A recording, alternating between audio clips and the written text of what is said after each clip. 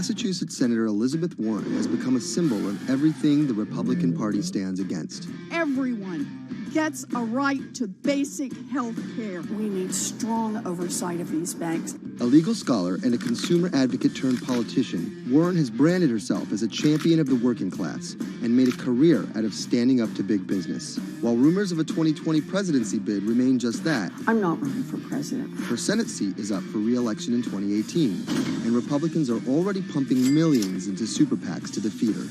This is the story of how a law professor and politician came to be seen as the biggest threat to Republican values and the greatest hope for progressive America.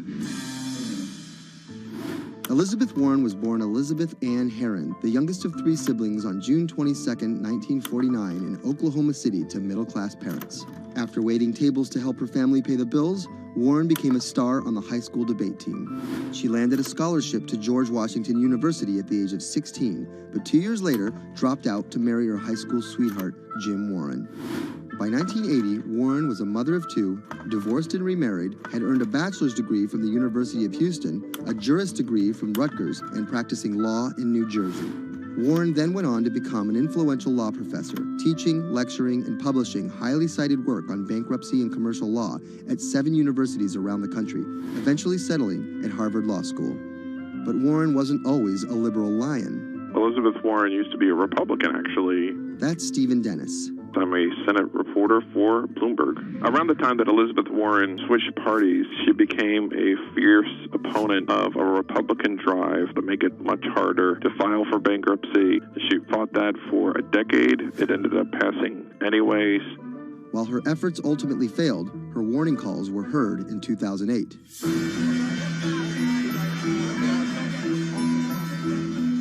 We're in the midst of a serious financial crisis. Our entire economy is in danger, and without immediate action by Congress, America could slip into a financial panic, and a distressing scenario would unfold.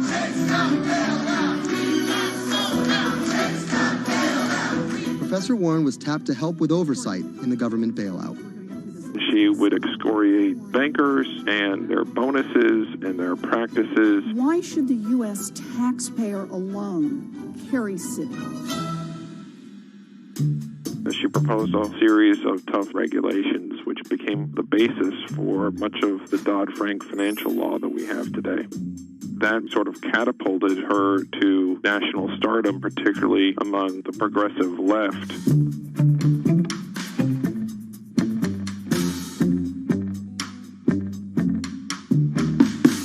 Encouraged by her newfound notoriety, Warren declared her bid for the U.S. Senate on September 14, 2011.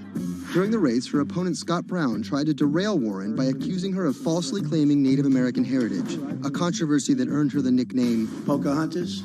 Nevertheless, she was victorious and won the Senate seat by a comfortable margin.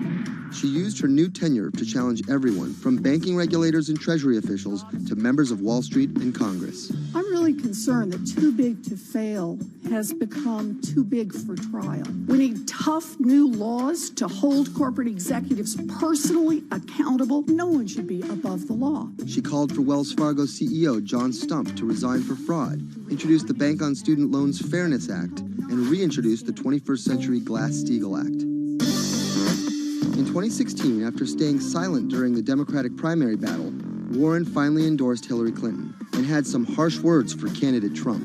Donald Trump is a loud, nasty, thin-skinned fraud who has never risked anything for anyone, and that is just one of the many reasons he will never be president of the United States. But she was wrong. The forgotten men and women of our country will be forgotten no longer. Warren wasted no time resisting Trump's agenda. Have you ever managed or overseen a $1 trillion loan program? I have not. How about a $1 billion loan program? I have not. Okay. In the Donald Trump era, Elizabeth Warren has been playing defense and trying to prevent Donald Trump and his cabinet appointees from rolling back protections that she helped enact. Warren actually found herself rebuked by Mitch McConnell for reading a letter by Coretta Scott King about Jeff Sessions' record on racism during his confirmation. She was warned. She was given an explanation. Nevertheless, she persisted. that moment became something that's on T-shirts, bumper stickers, slogans, and that really galvanized a lot of support for her. It's been very hard for Republicans to get much of anything done this year, and that's at least in part to this resistance movement that Elizabeth Warren has helped champion. We are here to fight back.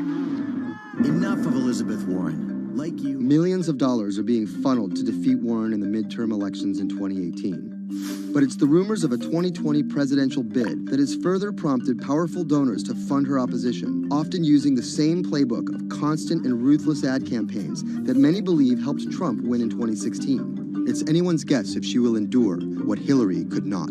You know, the question for Elizabeth Warren is whether she can go from being a liberal firebrand to somebody who can regularly get 60 votes for initiatives in the Senate and 218 in the House and drive an agenda, and whether she can bring together coalitions for political victories. That's the challenge, and we'll see what happens.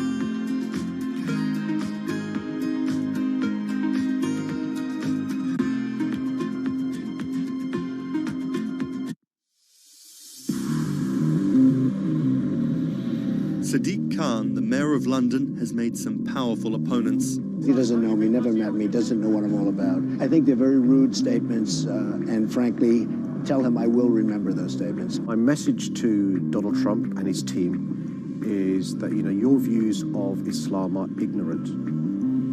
He's the first Muslim mayor of a major Western capital and proud of it. This is how Sadiq Khan went from the son of Pakistani immigrants to a lawyer, lawmaker, and now the mayor of London. Khan's parents emigrated from Pakistan. His father was a bus driver, his mother a stay-at-home seamstress.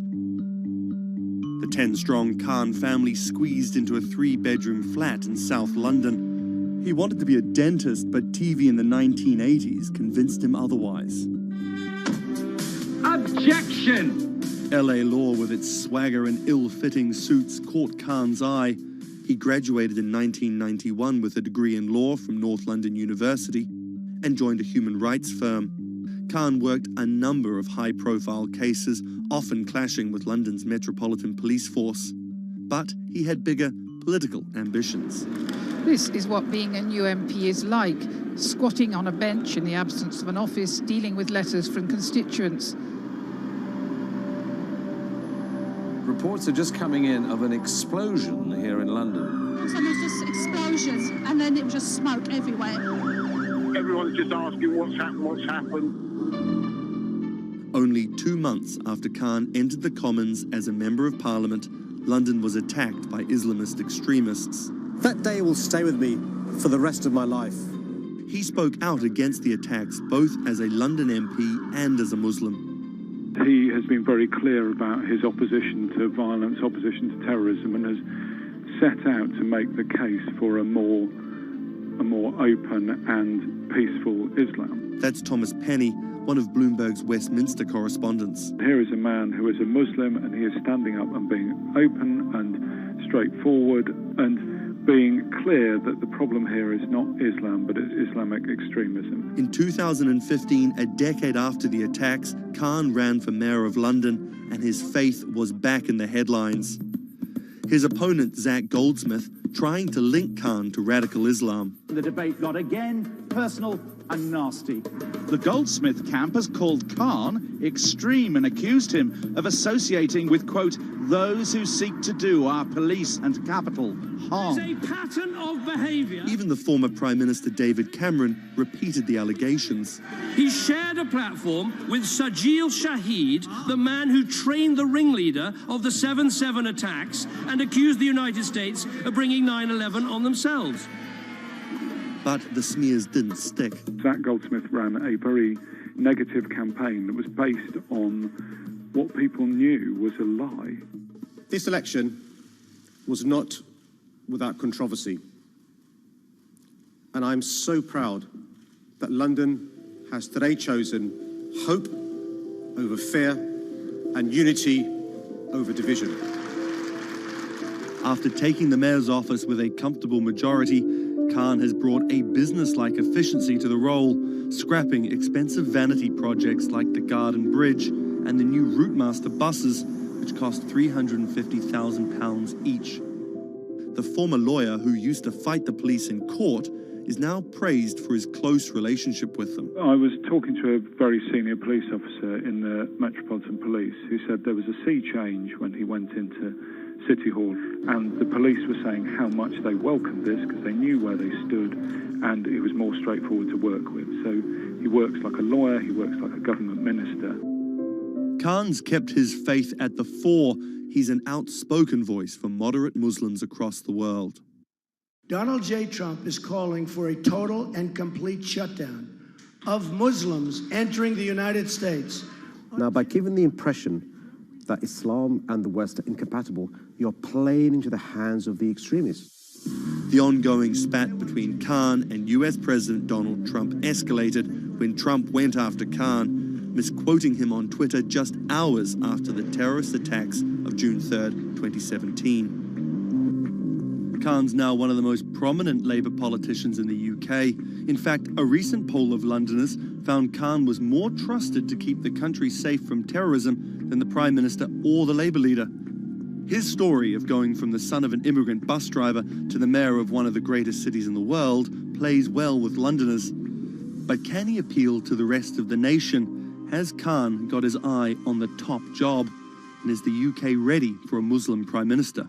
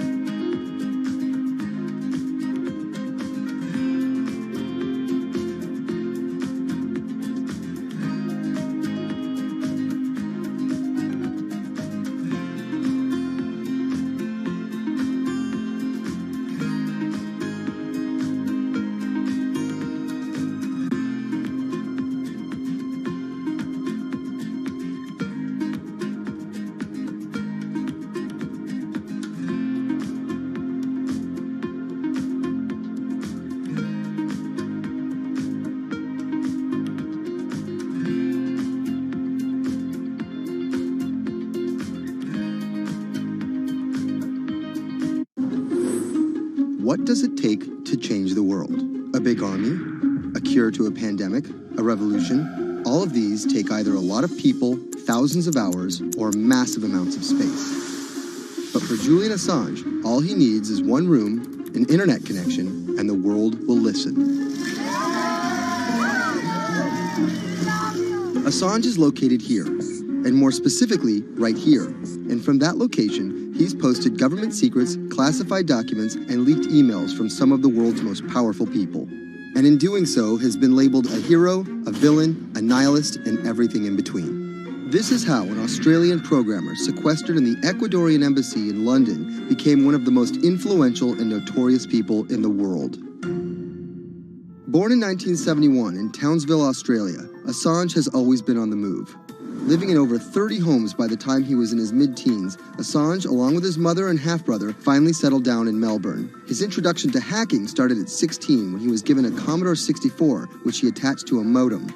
He attended the University of Melbourne, where he studied programming, physics, and mathematics. He never graduated, but that doesn't mean he didn't get an education. By 1991, Assange hacked into the Pentagon, U.S. Navy, and other branches of the U.S. government.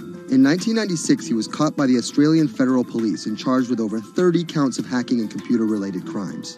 He didn't get any jail time, but he was fined $2,100. I think the first taste of what would come later was the hacking that he did as a young programmer, and that really sort of foreshadowed a healthy skepticism of the use and abuse of technology by governments. That's Vernon Silver. I'm a reporter for Bloomberg's investigations team. Assange's youth as a hacker laid the foundation for him to start WikiLeaks in 2006. But what is WikiLeaks? It's a website that posts unfiltered, usually classified documents. What separates it from every other media outlet is that they have no editorial hierarchy. With a publication like the New York Times, information comes in, they take that information, package it, then disseminate it for the public to see. WikiLeaks, however, cuts out the middleman. WikiLeaks gathers information, most of it given to them anonymously. So what they're doing is really very simple. They get the information in one end from who gives it to them and out the other with sometimes minimal interference. Julian Assange is the leader of that, the mastermind, the creator, and really, because he thinks of it as a journalistic enterprise, the editor-in-chief. But every story starts with a source, and Assange has some unconventional sources. Julian Assange does not hack as far as we know. He is the recipient of people who are either insiders who give him secret documents or hacked emails from a foreign power. That's Eli Lake. I am a columnist for Bloomberg. And there was no source bigger for Assange than Chelsea Manning. He used to be known as U.S. soldier Bradley Manning. In 2010, Manning provided Assange and WikiLeaks with hundreds of thousands of leaked government documents. WikiLeaks quietly began releasing the documents in February of 2010, then made big headlines in April by posting what is now known as the collateral murder video. Come on, fire! It was a vivid, graphic video. It changed the debate on the Iraq War, and importantly, it put WikiLeaks on the map when they put it online, and they couldn't be ignored at that point. And those leaks were just the beginning. They went on to post more than 90,000 leaked documents known as the Afghan war logs, 390,000 documents known as the Iraq war logs, and 250,000 private messages between diplomats called cables in what is now known as Cablegate. These leaks were met with very real ethical questions. The problem with publishing those cables was that a number of confidential sources for U.S. diplomats who faced real danger when their names were exposed. Then Secretary of State Hillary Clinton drove the point home that every country, including the United States, must be able to have candid conversations about the people and nations with whom they deal. Shortly after Cablegate, the Swedish government issued an arrest warrant for Assange on allegations of rape and molestation. He claimed the allegations were fabricated to get him extradited to the United States, a claim the U.S. government denied. Either way, Assange's next move was to seek refuge in the Ecuadorian embassy, which really was the beginning of the new chapter in his life and what we're dealing with now, which is him being stuck in London. What was supposed to be an office in an embassy is now Assange's self-imposed prison to this very day. But that doesn't mean he's slowed down. Since being trapped in the embassy, WikiLeaks has released files about Guantanamo Bay prisoners, Syrian political figures, and the draft to the Trans-Pacific Partnership. And then came the 2016 U.S. election. Thousands of leaked emails showed Democratic Party officials possibly plotting against Bernie Sanders in his race against Hillary Clinton. Over the course of 68 days, WikiLeaks released 20,000 confidential Democratic National Committee emails. In terms of the presidential race, if you look right here, when Assange released the first batch of emails, Trump actually takes his first lead against Clinton. I think we've had enough of the Clintons, in all fairness. Once WikiLeaks started exposing secrets of the Democratic Party, Julian Assange became a hero to many on the right. Public opinion kind of flip-flopped. WikiLeaks! From the emails, we now know Hillary Clinton's campaign manager makes risotto, and also how the DNC squashed Bernie Sanders' campaign. One thing we don't know is who gave Assange the stolen emails in the first place. Many leading Democrats say they suspect it was the Russians. They released an analysis from a private cybersecurity firm that had said it was the Russians. But Assange claims our source is not the Russian government, and it is not a state party. So this is where we stand today. The public still doesn't know who provided the emails to WikiLeaks. Meanwhile, Assange is still running WikiLeaks and still releasing documents. In March 2017, he started publishing documents from the CIA's Center for Cyber Intelligence called Vault 7. The CIA, the agency charged with finding and keeping our top secrets, can't keep its own secrets. As long as Assange has a connection to the world, no government secret will be too far from exposure. Julian Assange is still in the embassy. Maybe he'll leave, maybe he won't. Kind of regardless, his work has been done. He's changed the way people think about their governments, about their own secrets, about their own hackability, and really the world has changed because of him.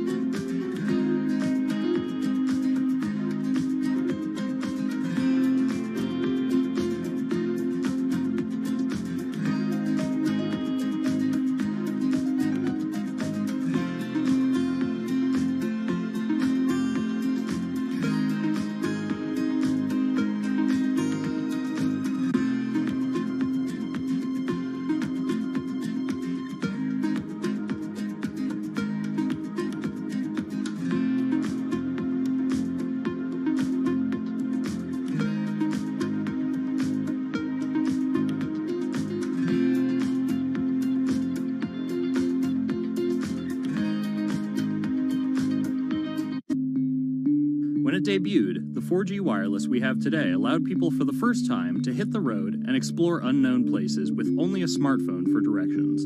When 5G arrives, it could enable driverless cars to take us there as well. 5G stands for fifth generation mobile networks or wireless systems. It's insanely fast and can accommodate a lot more connected devices. But the reason it's being called revolutionary is because 5G will allow connected devices to speak to each other as well as people.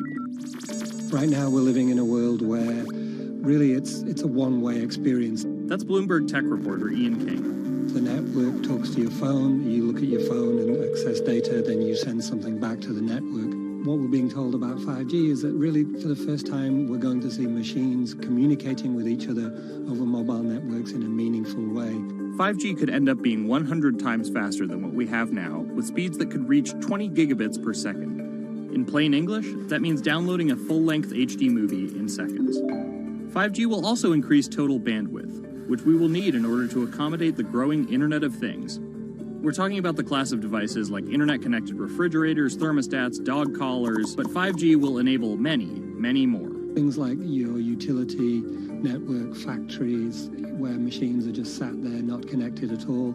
Suddenly they're all going to be connected. Suddenly we're going to be able to have real-time monitoring. Other things like cars, like utility poles, like your light, the light poles. But perhaps the biggest advance will be a huge reduction in communication lag time, known as latency. A network of driverless cars will need the speed of 5G to ping each other multiple times per second to avoid collisions. Near instantaneous data transfers could allow doctors to perform surgery remotely with a robotic scalpel. So how will all this work? First, you need to improve network density. And that's just a fancy word for saying you put more towers out there. What we're being told is that's not actually the case with 5G. The idea is 5G will not only use the existing mobile spectrum, but also tap into higher frequencies called millimeter waves. Millimeter waves can carry more data, but only travel short distances. This may mean you'll see a lot more of these base stations around town. And the new towers may have as many as 100 antenna ports, compared to about a dozen on 4G cell towers. So when will we get 5G? Getting 5G ready is expected to cost providers $275 billion over 7 years in the US alone. Look for the first 5G service to pop up in big cities sometime in 2019.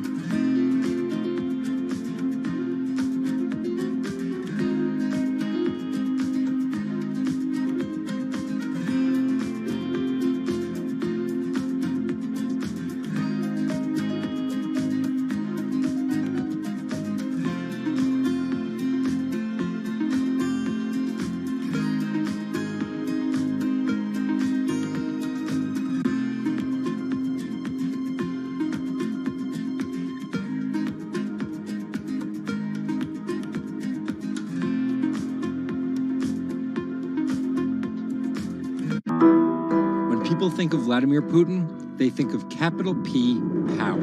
And that's exactly the impression he creates. Whether it's physical power, firing different weapons, riding in various James Bond-esque modes of transportation, or tossing hapless opponents in judo. Or political power, ruling his own country with an iron fist, crushing his political opposition, or, most recently, being accused of meddling in foreign elections for his own benefit. This is how Vladimir Putin went from a poor, tough kid in Leningrad to a KGB spy to the very symbol of modern Russia. Vladimir Vladimirovich Putin was born in 1952 in Leningrad, which is now St. Petersburg. His father was a factory foreman and his mother a homemaker. It is widely said that Putin's public-facing tough guy persona can be traced back to him getting into fights when he was younger, which paved the way for him to take up judo. After getting a law degree from Leningrad State University, Putin joined the KGB Foreign Intelligence Service. He spent 16 years in the KGB. When Putin returned to Russia, he began his political career. He went to work for Anatoly Sobchak, who was then the mayor of St. Petersburg. That's Leonid Brzezinski. I'm a columnist at Bloomberg View. Putin thrived in Sobchak's administration because he was sort of considered pretty efficient city official at that time. He was very loyal to Sobchak. So loyal and efficient that he was noticed by Yeltsin's close circle. And those people soon brought Putin over to Moscow to work in Yeltsin's administration, where he quickly climbed the political ladder. Then, of course, he was promoted to Prime Minister of Russia. That's Dmitry Trenin. I am currently director of the Carnegie Moscow Center. Around this time, Yeltsin and the people around him, the so-called family, decided that Putin would become Yeltsin's successor. And then this happened. The apartment bombings were carried out in 3 Russian cities, killing 293 people and injuring more than 1,000. Putin immediately accused Chechen separatists for the bombings and followed it up with action. He was credited with having a very successful military campaign against the terrorists. And it worked. After that, he became an heir apparent in the eyes of the Russian people. 3 months later, Yeltsin resigned. And on his way out, a famous exchange. He was getting into the car in the Kremlin, and the last words that he addressed to Putin before getting into his car was, "Take good care of Russia." So Putin took over as president, and 3 months after that, won his first election. But just because Putin won the presidency, that didn't mean he had all the power. This is Michael McFaul. I was U.S. ambassador from 2012 to 2014. In the 1990s, there was a fire sale of all the things worth owning in Russia, and certain people, the oligarchs, did better than others in that fire sale, sometimes called privatization, and those people tended to be well connected with the Yeltsin regime, and they weren't Putin's friends. But they probably miscalculated, thinking that they could easily find a way to influence him. It became impossible almost from the start. From that very moment, there was warfare between him and the oligarchs. That's when Putin gave the oligarchs a choice. Putin's way? Some of those people from the 90s managed to figure out a new way of dealing with Putin and have survived. Or prison. Others could not find common vision, and so they lost their assets. Khodorkovsky once was Russia's richest person, worth $15 billion, but he ran afoul of President Vladimir Putin and spent a decade in prison. With domestic power consolidated, Putin focused on restoring Russia's global influence. Putin is the guy who believes in the expansionist Russian state. Georgia and Ukraine and all the other Soviet republics that split off when the Soviet Union fell apart, he still believes that they're traditional Russian satellites. A lot of his strategy is about keeping them in the orbit. That Yeltsin line, take good care of Russia, that's how he understands it. And he used annexation and invasion, as well as oil, gas, and trade to keep former Soviet republics in Russia's orbit. In 2008, Putin's 2 terms were up, and he decided to step down as president. Dmitry Medvedev stepped in as president, and Putin went back to prime minister. But really, Putin never left power. He pretty much continued running the country, and Medvedev was a bit of a figurehead. There was actually a period of cooperation between Russia and the U.S. that benefited both countries during Medvedev's presidency. Because Medvedev did not have the same negative attitude towards the West as Putin did. But when Putin came back to run for a 3rd term, in the lead up to the 2012 election, it was widely believed that both the presidential and parliamentary elections were rigged, and Russians took to the streets. Putin blamed the protests squarely on America, and more specifically, Secretary of State Hillary Clinton. He believed that she had sent, and this is his words, a signal to demonstrators. Still, Putin won by a huge margin and set about crushing the protest movement immediately upon his return to the Kremlin. Over the next few years, Russia's economy tumbled. Putin annexed Crimea, leading to sanctions. The price of oil fell drastically. The ruble hit a new low, and America played down Russia's influence, with Obama calling Russia a regional power. Despite all of that, Putin's approval rating remained sky high, and then an opportunity for payback. I think I'd get along very well with Vladimir Putin. In 2016, there was one candidate who called Vladimir Putin very smart. Trump exhibited tolerance towards Putin's actions annexing Crimea, and similar views on NATO and sanctions. Secretary Clinton didn't support any of those views. Even though Putin denies any wrongdoing, U.S. elections. Yes. the U.S. has accused Russia of being behind the leaking of 20,000 Democratic National Committee emails, which many say helped Trump beat Hillary Clinton in the presidential election. Which leaves us here, with the possibility of a President Putin until 2024, positioning Russia to be the world power he always imagined it should be.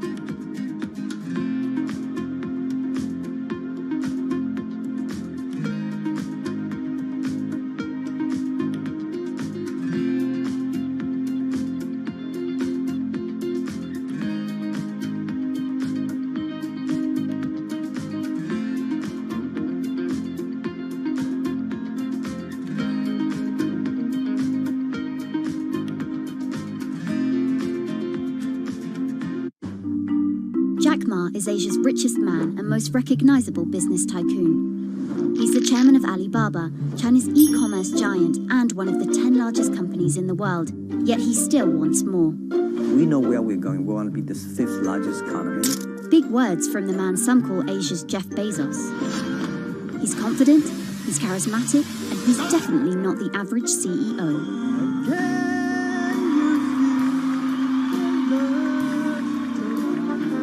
This is how a poor school teacher went from the classroom to being one of the most influential multi-billionaires in the world.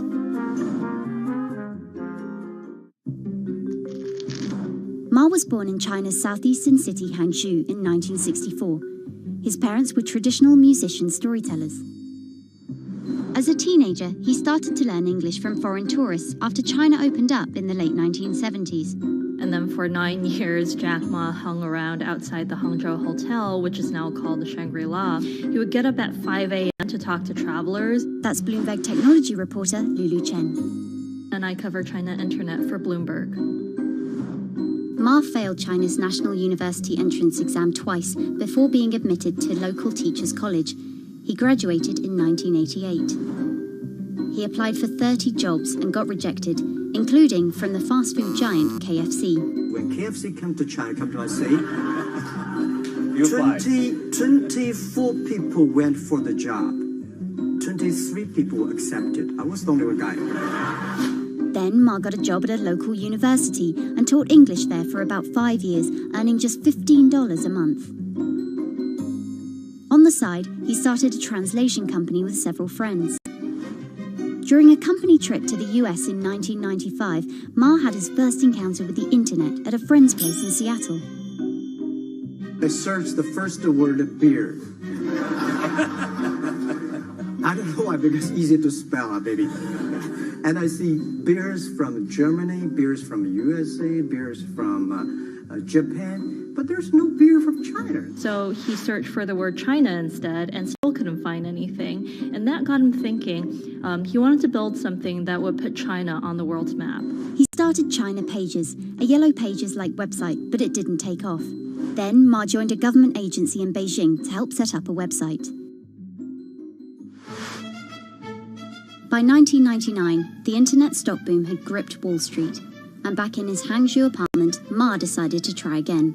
With his wife and a group of friends, Ma raised $80,000 and set up Alibaba, a site that allowed businesses to sell stuff to each other. 人家美国人强就强它的硬件，强就强它的系统建设，这方面确实比你高。但是玩信息玩软的，中国人的脑袋绝不比我们差。我们在座的所有人的脑袋绝不比他们差。 By 2000, Alibaba had raised $25 million from investors, including Goldman Sachs and SoftBank. He had no business plan and zero revenue, but his eyes was very strong eyes. In 2003, Alibaba started Taobao, a platform for individual sellers to trade with each other, and publicly declared war against eBay, who had started to make a foray into China. Jack Ma has this famous saying that Alibaba is a crocodile in the Yangtze River, whereas eBay is a shark in the ocean. And if they fight eBay in the ocean, then they'll lose. But if they fight them in the Yangtze River, then they have a home base advantage. In 2007, just 1 year after it forced eBay out of China, Alibaba debuted its business-facing division on the Hong Kong Stock Exchange. But it delisted 5 years later as its performance sagged. But in 2014, Alibaba raised $25 billion in the world's biggest IPO in New York. Everybody should have a dream. What if that dream comes true? After achieving dominance in the business of e-commerce in China, Alibaba has been building an internet empire worth $472 billion, with businesses in cloud computing, online video streaming, movie production, healthcare, sports, retail, and even news media. Alibaba buying into South China Morning Post really raised eyebrows. This is the largest English newspaper in Hong Kong, and it shows that Jack Ma's ambitions weren't limited to e-commerce. He wanted to influence not just Chinese users, but also overseas users as well. The US has criticized Alibaba for allowing companies to sell counterfeit and poorly made goods, but in China, it enjoys the favor of China's government. It's part of Ma's company philosophy. In love with the government, but don't marry with them. Jack Ma is an extremely fortunate man for jumping on the internet sector so early. Note that this is a person who has no coding skills at all. He's a natural showman and a gifted public speaker and really able to convince others to believe in his vision. Ma's vision of growing Alibaba to be the world's 5th largest economy faces strong competition at home and abroad. It will require more than just naked ambition and charisma, but Ma is great at getting himself in the right place at the right time. So far, it served him well.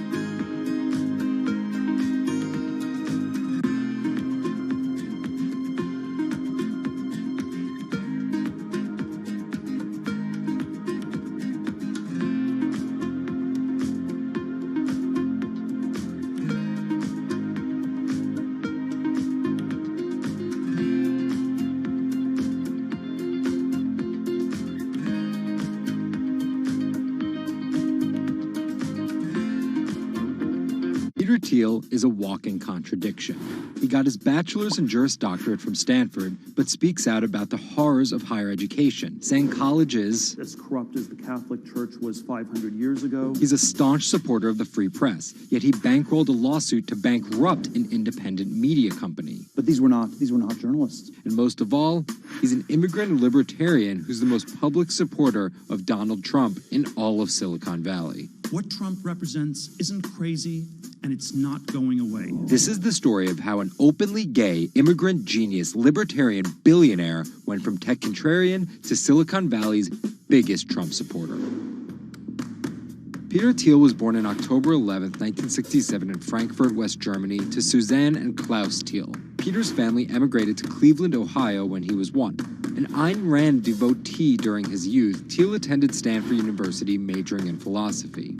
His Stanford experience shaped a really big part of who he decided to surround himself with. That's Lizette Chapman. And I cover technology and venture capital here at Bloomberg. He and his Stanford friends made their first big splash in tech with PayPal. After selling to eBay for $1.5 billion, they would become known as the PayPal Mafia for each incredible success after PayPal. For Thiel, that began with an early, modest $500,000 investment in Facebook. And in VC speak, early means big risk, but also big reward. He turned that initial $500,000 investment into more than $1 billion in cash. But Thiel was just getting started with Facebook, and he went on to make a whole bunch of wildly successful investments. From SpaceX to Airbnb to one of the largest, most powerful companies in the United States, if not the world, and of course that's Palantir. The incredibly controversial secretive data mining startup he founded with his colleagues from PayPal. It connects data silos and then allows non-technical people to search that information for patterns. Data like financial information, feeds from video cameras, biometric details, passport information, flight manifest. Palantir doesn't talk much about how they collect this data, who has access to it, or what they do with it. But they have contracts with the Department of Homeland Security and the CIA and the Department of Justice and the Securities and Exchange Commission. And several other federal agencies. It's the richest company you've never heard of, valued at $20 billion. But there are plenty of obscenely wealthy people in Silicon Valley. What makes him different... He's a complex ball of multiple contradictions. Take college, for example. Even though college was extremely important for Thiel, there's something called the Thiel Fellowship. In exchange for dropping out and a promise not to pursue college, Thiel would give them $100,000 each. You basically tell people that if you get a diploma, you're saved. Otherwise you go to hell. You go to Yale or you go to jail. Also, his relationship with the press. Here's another contradiction. He's donated to free press initiatives, including the Committee to Protect Journalists. But he also secretly spent tens of millions of dollars bankrolling a lawsuit filed by Hulk Hogan over the publication of a sex tape and bankrupting the independently run Gawker Media. Why did he do this? Because in 2007, one of Gawker Media's blogs, ValueAg, outed him as gay. And with the lawsuit, he found an opportunity to get back at them by funding the lawsuit that Hulk Hogan was able to bring then, but he wouldn't have been able to do that without Thiel's money. And finally, Thiel's biggest contradiction, his endorsement of Donald Trump. When he was asked about his support for Trump, he was surprised at the outrage that came with it from many of his colleagues in Silicon Valley. He didn't want more of the establishment. No matter how crazy this election seems, it is less crazy than the condition of our country. After briefly supporting Carly Fiorina in the primaries, Thiel pivoted to Trump, donating $1.25 million to Trump and his associated super PACs in October 2016. And he didn't just help Trump financially. He gave a full-throated keynote speech supporting Trump at the Republican National Convention. I'm not a politician, but neither is Donald Trump. He is a builder, and it's time to rebuild America. And when Trump was finally elected, Thiel was given the reins to an enormous amount of power. And I want to thank you, man. You have a very special guy. He was named the transitional advisor. And in that role, he did a lot of interviewing and a lot of vetting to fill hundreds of cabinet positions and different jobs within the administration. But it turns out Thiel's support isn't unconditional. Talking to people who spend time with him, I have also heard that he is no longer a great supporter of Trump. It was reported that Thiel was unhappy with the direction of Trump's presidency. Ever since, he's been mum, making no public appearances, no statements, and staying out of the spotlight altogether. Although there have been suggestions that Trump could tap Thiel for a top intelligence post or ambassadorship, there's no indication he'd accept. He's described his relationship with politics as schizophrenic. He gets really involved, and then he runs away as fast as possible. Whether Thiel takes a new position or simply continues as a board director at Facebook and Palantir, at just 50 years old, he's primed to wield some serious influence in technology and politics for decades to come.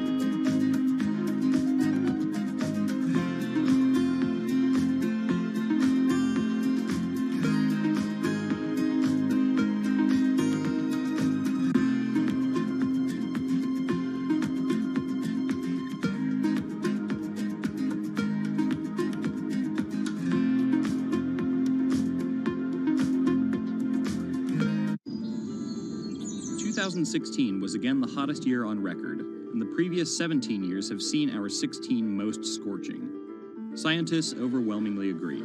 Global warming is the culprit. And it's just getting started. Ice caps, extreme weather, wildfires, droughts, and the hits keep coming. What are we doing about it? In 2015, the world took its boldest step yet to stem climate change with a historic accord in Paris. But now comes the hard part. Nations must change energy policies and invest huge amounts of money, and they will likely do it without the United States. President Donald Trump announced on June 1st that the U.S. would withdraw from the accord. The reality is that withdrawing is in America's economic interest and won't matter much to the climate. Here's the situation. Decades in the making, the Paris Agreement united the U.S., China, and more than 190 other nations in a push to limit fossil fuel pollution. The UN-sponsored plan secured pledges to cut greenhouse gases, the emissions that trap heat in the Earth's atmosphere, in an effort to avoid the rising seas and other environmental disasters that climate models predict. But even if all pledges are met, the globe is expected to warm by as much as 3.4 degrees Celsius this century, more than the UN target of well below 2 degrees. Meeting the Paris Agreement means that governments will have to offer more incentives for clean energy, scale back support for fossil fuels, make emissions more costly, and reduce deforestation. It's estimated that the deal will require $13.5 trillion of spending through 2030. Here's the argument. Unlike past climate pacts such as the Kyoto Protocol, each country set its own Paris targets and then promised to revisit and improve them. The U.S. was primed to play a lead role in climate change, but Trump's Energy Independence Executive Order reverses Obama-era rules and directives put in place to combat climate change, and expands production of coal, the dirtiest fossil fuel. The resulting policies threaten the global fight against climate change. Without the U.S. commitment to emissions reduction, other countries may join it in abandoning the Paris Agreement. This could make it almost impossible and even more expensive down the line to stop climate change. Optimists argue that the shift to a lower carbon future is already underway. Businesses, cities, and U.S. states, such as California, are already investing in wind and solar and taking other steps to make it work. I've actually been called an environmentalist, if you can believe that.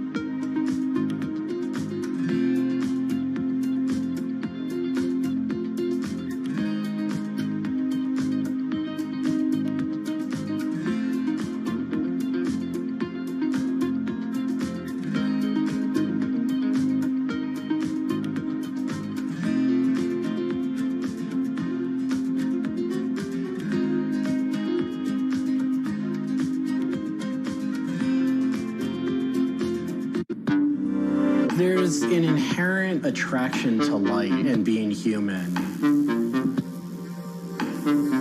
And I think on a very deep psychological level, light is this way in which we experience the energy surrounding us in a very personal manner. My name is Matt Dilling. I'm the founder of Light Bright Neon Studio, and we manufacture, produce, and restore neon works of art and design.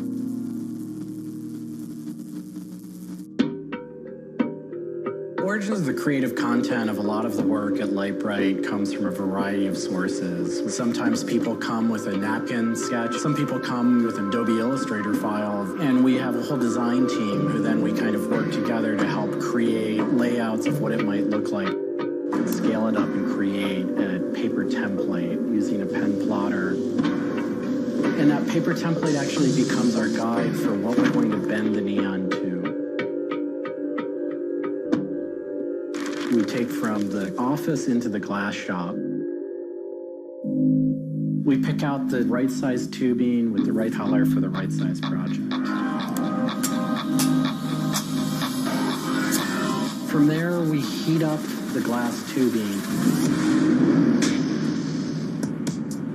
The torches heat the glass well in excess of 1,000 degrees in order for it to get into its molten state. We heat up and bend the glass tubing to match the template. One of our chandeliers has over 100 different bends in it. So each one of those bends has to be marked for a heated up bend. We also have to allow the glass to cool between the bends so that the next area can be worked on and heated up in its own unique fashion. It turns into spaghetti, and then we have to make sure that that spaghetti lines back up and cools to the template. We use a blow hose to connect our mouth to the tube, create a volume that's closed, and we can control the pressure in there with our mouth. There's just a variety of challenges that come up inherently in working with glass. Glass can crack due to stress, and sometimes you'll just have a batch that all it wants to do when it gets near a torch is crack.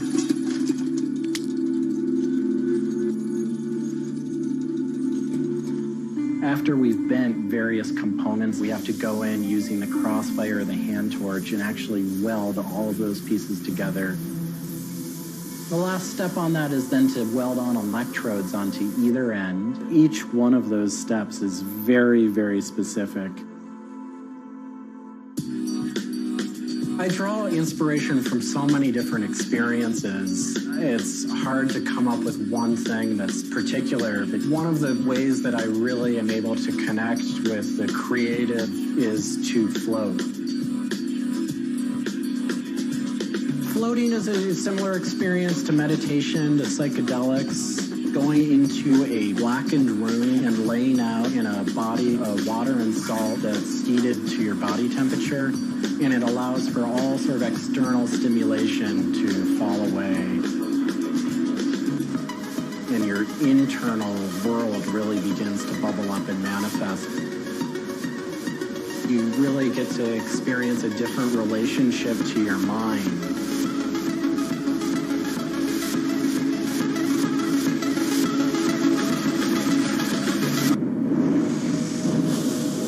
I think I work with neon because I can't not work with it.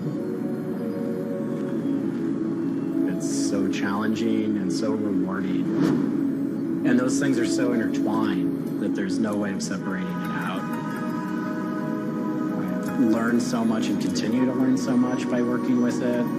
I find so much inspiration in working with it, and I just continue to experience new and different things through the medium. It's that close to me at this point.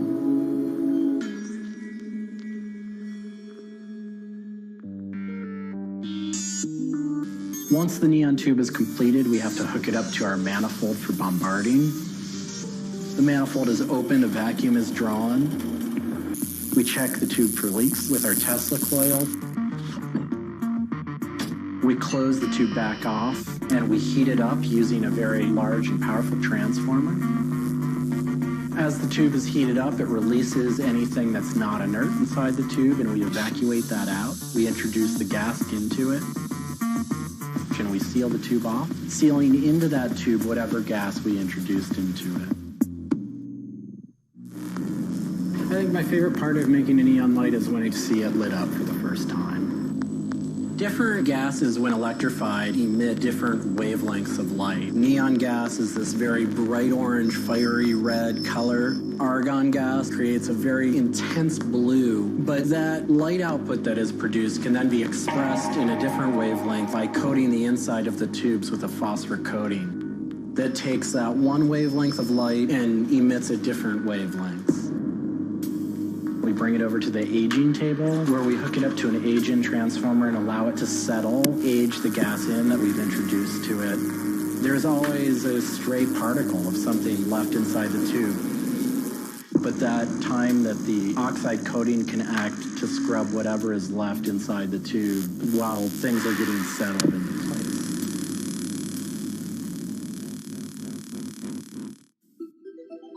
Once the tubes are aged in, we move on to our process of assembling two halves of the fixture together in a jig, gluing up the center of the fixture to its spindle.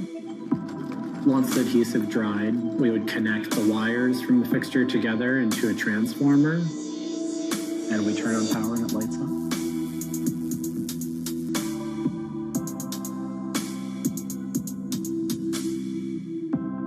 Part of what we love about what we do here is that we try and put out into the world the kind of things that we'd like to see. I still am surprised when it lights up. I'm still excited when I get to see it illuminated. There's an ineffable quality to it. To me, is this insight into the inner workings of the universe. It literally is. It's a way of looking at what is surrounding us in the cosmos in a new light.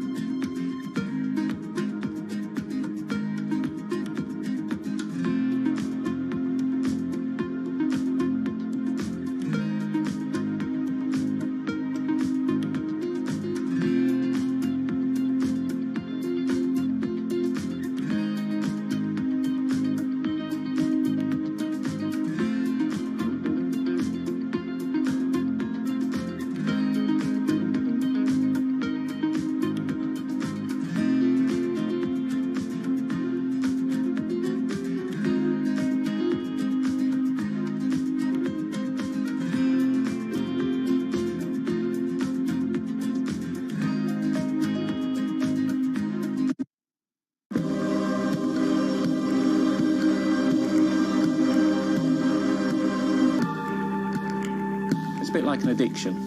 You've got to make something. You have to do something. It's borderline obsession. And every bike we build is my favourite bike at the time, and as soon as it's done, I want to build another one.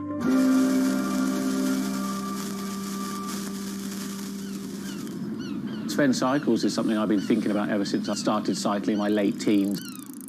We want bikes that ultimately you'll really enjoy riding. There's never a bike that's the same. There's always a slight change. And as we build them individually as well, they have the marks of a bike that's built by hand. Most people I know cycle have an idea of their dream bicycle. And it may be an evolving idea you've had in your head. And we've worked with a lot of people that have come to us with sketches and scrapbooks. It's really, really nice to build something that's just one-off and unique. I think a lot of people see a bicycle as two wheels and a frame in the middle. There are a lot of subtle changes and nuances in design which can change the riding characteristics quite dramatically. I'm a really big fan of modernist architecture, and the simplicity of a modernist building is really hard to achieve. And with some of our bikes, they may look very simple, but I think people should not underestimate the time and effort that goes into designing a product. Tubing is key to a bike's feel and ride. Reynolds tubing has been in my life ever since I can remember. Growing up, I could never afford a frame manufactured with their tubing. We can now put a badge on our bike saying manufactured at Reynolds, which is a sort of thing as a kid I just wouldn't have believed was going to happen.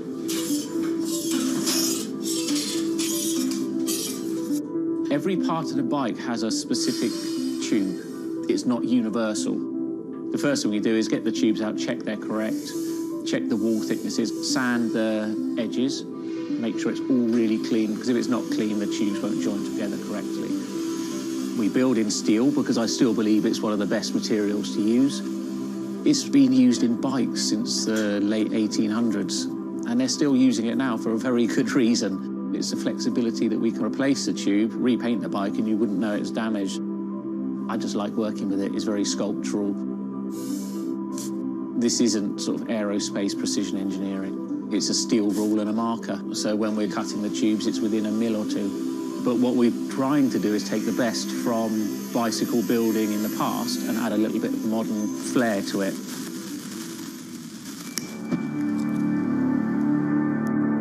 There's various techniques for building bicycles.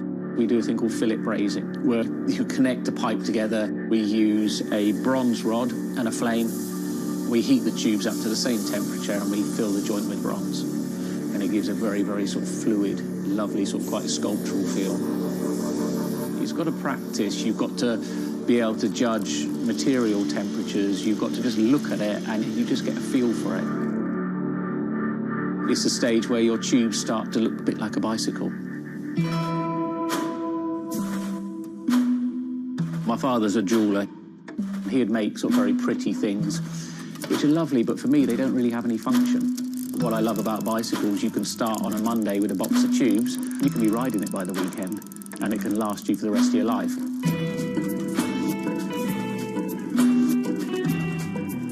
Outside of the frame and forks, the other most important part is the wheels and tyres.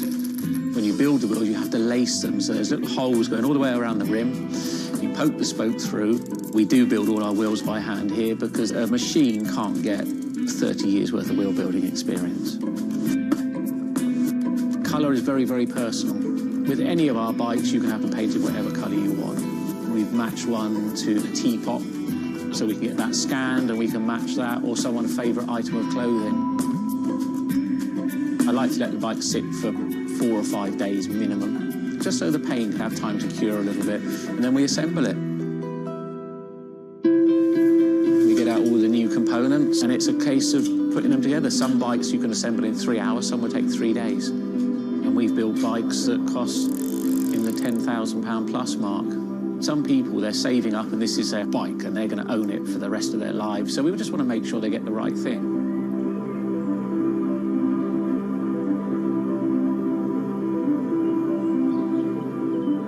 I think the bike for me was the first time I had some freedom. So as soon as I had one, I was off. A lot of people still get that thrill as when they were a kid blasting down a hill, wind going through their hair.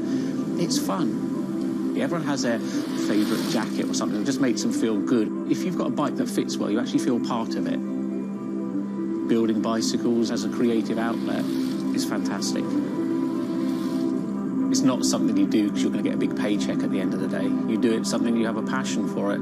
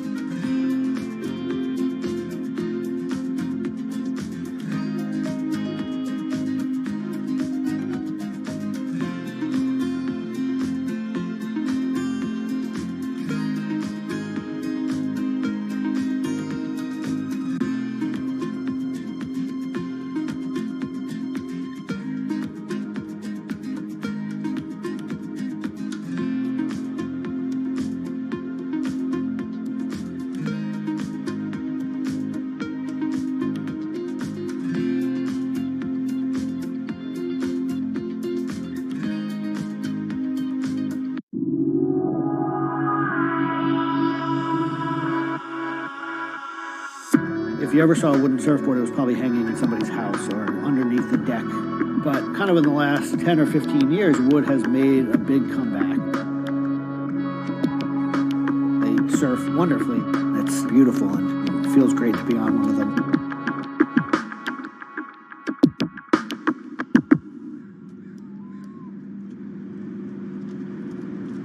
I always had a love for wood and kind of passionate about things that went in the water.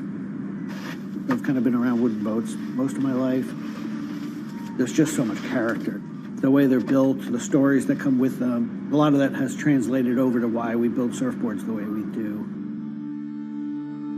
When we first started thinking about building surfboards, wood was the natural material we chose. They have a very high strength to weight ratio. Wooden surfboards have the longest history of use in the surf world than any other material. People have been surfing wooden surfboards since kind of the first documented history of people riding waves. The board starts in CAD, where we take a 3D model, break down the shape, and kind of create frames and templates and all the inner parts of the board that we get cut on a CNC machine.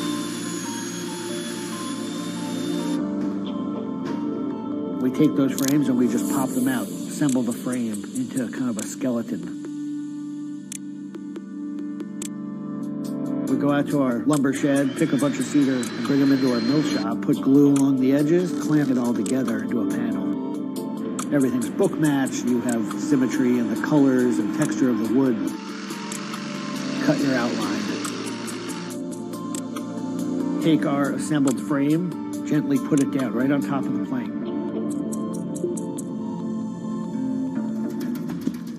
Once that foundation is started, you're basically building up the three-dimensional shape, the outside part of the board, using lots of strips that kind of interlock and fit together. Every piece of wood is going to be different, and it's all going to react differently.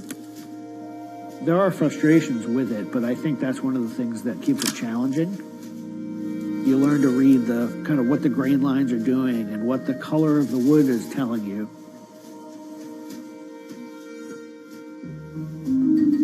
Once those rails are cleaned up, we put our top planks on. It's a little bit like putting a lid on a box. It's like, this is it. Whatever's inside that board is staying inside that board. And by tensioning some rope, you can clamp the two together. It's like a time capsule.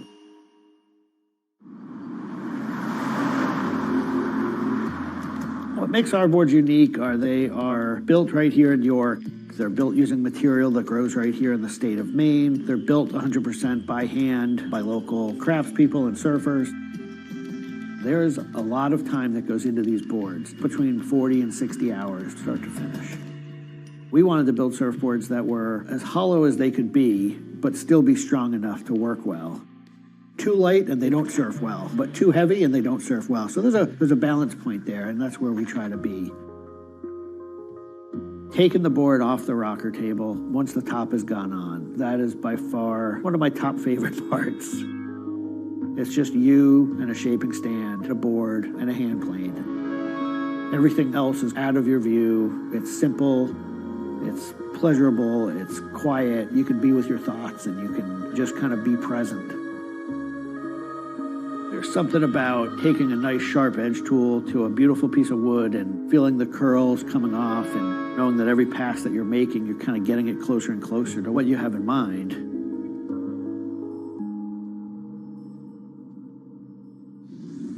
Once we've shaped it down and the board's looking like it's supposed to look like, it's time for it to go into the glassing room. 4-ounce fiberglass, laying it over the board, draping it over the edges, cutting it, applying epoxy, and on the board. Once both sides are lamb coated, it's time to put in the hardware. Drill and router and install the fin box. And on the other side, we drill and put in the leash plug and a vent. There's a lot of air just naturally inside the board, and that air wants to expand and contract with temperature changes. And that vent has a little piece of Gore-Tex fabric in it, and it allows air to kind of breathe both ways, but it doesn't allow water to get in. Once all that hardware is put in, it goes back into the glassing room. We brush a nice, beautiful, thick coat of epoxy over the whole surface, and that we call a gloss coat. That's supposed to look beautiful and glossy and shiny and flawless. You get to see that board come to life. Whatever the colors in the wood, they really come out. It just makes it look like candy. You just want to touch it and run your hands down it, and it's just kind of the icing on the cake.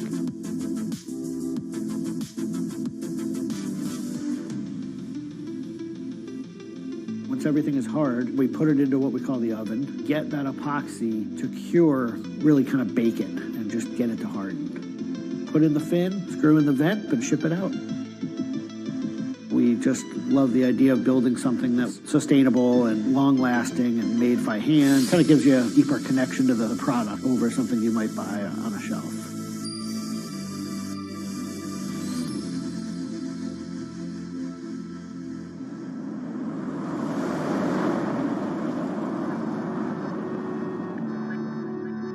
When a customer gets the board, they feel it. They 100% feel the amount of work and the amount of passion that went into the board. So I'm not really looking at hours and efficiency. We're looking at like doing it right and enjoying it as we go.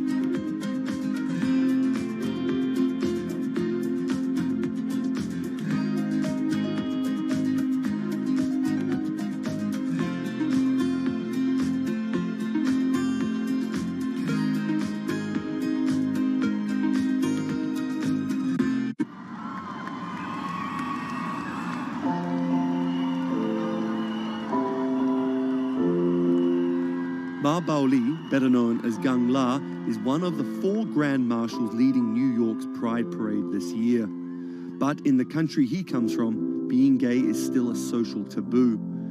The CEO of a Beijing-based internet company is on a mission to improve the lives of millions of gay men in China. 对于每一个 LGBT 人群来说，即使这个国家不允许你跟同性爱人结婚，但是你仍然要勇敢地去选择你自己的生活，你仍然应该拥有幸福生活的权利。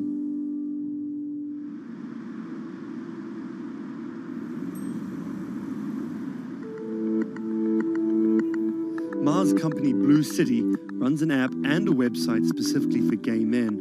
Blued is one of the biggest gay social networking apps in the world, with an estimated 30 million registered users. Unlike most other apps, Blued is more than just dating or hookups. 大家可以在我们这个软件里面找他自己的情感，然后可以阅读相关的内容，然后可以进行一些娱乐，比如玩游戏啊，比如看直播啊等等。Back in 2000, when Ma studied at a police school in northern China, he realized he didn't feel like everyone else. 因为他们都找女朋友，然后谈恋爱，但是我对长得好看的同性的男生，我反而觉得对我更有吸引力。所以那个时候我就到互联网上去找这样的一些资料，然后希望能够告诉我自己我到底是谁。互联网上所有的信息都是负面的，都是错的，就是说同性恋要电击疗法，要被治疗，然后要吃药等等。After visiting some foreign websites with different attitudes to homosexuality, Ma created his own site for a Chinese audience, encouraging people that 他们也是正常的，他们不用自卑，然后也不用自杀。Even though attitudes towards homosexuals are slowly changing in China, it's still a social stigma. The virtual world of Blued, where members can be open about their sexuality, is for most a striking contrast to their real lives. This is live streaming, a function added to Blued in late 2015, right as the internet craze was starting to take off in China. Many self-made stars like Jin make decent amounts of money by receiving audiences' virtual currencies and gifts. 我们不是彼此的初恋，初恋这种事儿多不靠谱啊。For Kyle and Klaus, a couple who have come out, live streaming on Blued means something different. 其实我经常会收到很多粉丝的一些互动的留言，就是类似就是说你们让我们看到了同志情侣之间的一些希望啊，我看到这样的留言我是很欣慰。The government's rules for acceptable content online may shift quickly in China, with LGBT material in a grey area. Many companies feel the chill of the recent internet crackdown, but Blue City still runs as usual. Ma has won the Chinese government's trust by helping with HIV prevention among gay men.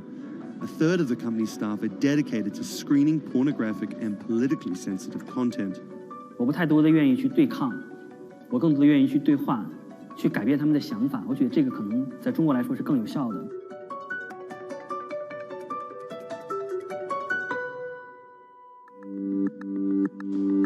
In the past 5 years, Blue City has grown from a team of 7 people to a promising business with about 250 staff. Ma said the company earned over $15 million last year, mainly through advertising and selling virtual currencies to live streaming audiences. Now the company is expanding overseas. 我希望吧，通过我们的努力，布鲁蒂能够成为全球第一家在美国纳斯达克或者是纽交所上市的这样的同志互联网公司。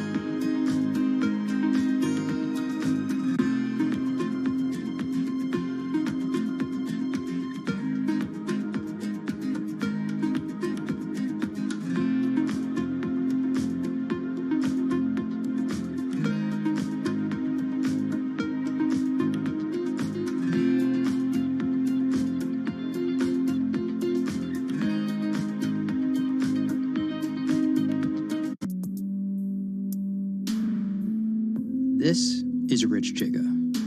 He's a Chinese rapper by way of Indonesia, and he's very popular on the internet.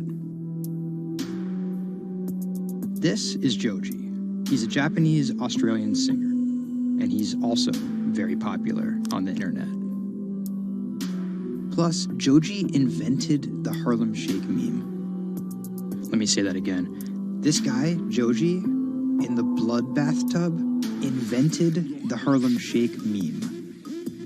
But we'll come back to that. So Rich and Joji are both signed to 88 Rising, an entertainment company hoping to build a lasting global brand that will outlive singular moments of virality. They primarily create content combining Asian culture and hip-hop, a formula that apparently pleases the internet gods greatly. They've only been around for 18 months, but they're already putting up major label numbers. I think that we have an unprecedented collective of talent, a group of predominantly Asian artists, really making waves globally, which from an independent point of view as well. 88's founder, Sean Miyashiro, cut his teeth launching Vice's electronic music channel, Thump.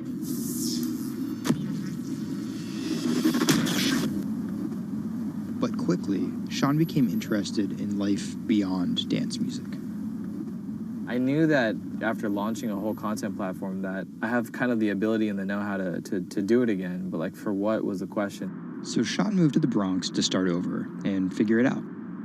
He couldn't afford an office space, so he worked out of his car at the top of a grimy parking garage. Everything kind of started here. If you look around, this is my environment. This is my serenity, really. 88 Rising was built here. Built on the grounds of LA Fitness residence in a parking garage. I was living in the Bronx. I'm just damn, where the hell do I go?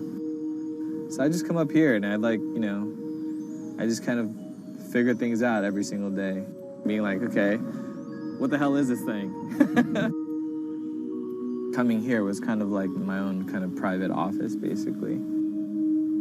To be honest, I would even go to the bathroom here. I would take pisses here, you know what I mean? It was, it's just too far to go back down there. When I need Wi-Fi, I'd spend a good part of the day at Dunkin' Donuts. Hi, how are you? Can I get a chicken snack wrap? Before 88 Rising officially launched, Sean caught a surprise break in the form of a Twitter friendship with a funny 16-year-old kid from Indonesia named Brian, who taught himself English by watching Rubik's Cube tutorial videos on YouTube. Seriously, that's true. I thought his Twitter was genius, from the future, just crazy. And just the shit that he was saying, the memes he was making. But I didn't know that he rapped or anything like that. I really didn't. And he came up with that stick 2 weeks later. 12 in the morning, pop shells for a living, and baby gon' smell blood trail every minute road. Dat Stick was Brian's first ever attempt at making a rap song, and it immediately went viral. Everything was great about it, but the one thing that I noticed is the song was hard as hell. Just everything about it, man. Just it was menacing, bro. Soon after the video dropped, Brian signed with 88 Rising. I'll FaceTime with Rich. Sorry for calling you Rich Chiga on my phone, Rich. Brian, he gets super pissed off that he's saved in my phone as Rich Chiga. He's like, dude, am I not a human to you? What's good, bro? What's good, brother? How you doing? Doing great. I did the sound check. How was it? It was tight. So, Brian could definitely rap, but some viewers understandably took offense at a Chinese kid satirizing rap cliches and calling himself Rich Chiga. But if a group of well-known rappers saw the video and genuinely liked it, that could at least help validate Brian as a legit hip-hop artist. Plus, it could be really funny. It was just kind of an idea that I just had on the spot. Everything that rappers say is better and funnier and smarter and wittier. And it's just more entertaining. We just edit it as tight as possible, put it up, and it really worked. Yo, this nigga got a pouch on and a Reebok pouch. This is the hardest nigga of all time. You said when you come for a chigga like me. That was dope. It's just lit, and I think people will take it as a joke at first, but it's like if he ran with that and kept doing more videos like that, it's just lit. You know, I'd never been to America before, and like all of a sudden, it's like I see like all the rappers that I listen to just like reacting to my stuff, and I was like, what? How did this happen? The reaction video also went viral, and even led to a remix of Dat Stick featuring Wu-Tang's Ghostface. I'll get on that track. You know what I'm saying? Yeah. Really, on the remix? Yeah. Oh, you know him? And yeah, the remix went viral too. Brian has since acknowledged the misstep in his name and claims he may change it. But for the time being, he's still Rich Chigga to his fans. An ever-growing global audience, hungry for more releases from emerging talent around the world. I didn't know that it was gonna be this impactful and this important to people, and I'm very thankful and blessed that it has. And every day now that I wake up, it's like it's just like a new mission every day. A major part of that mission involves Joji. Remember the bloody bath guy? He's a former YouTube personality in the middle of a career transition. The sound of this song, Will He, it's like a trap song that you can like slow dance to. Awkward prom shit, you know what I mean?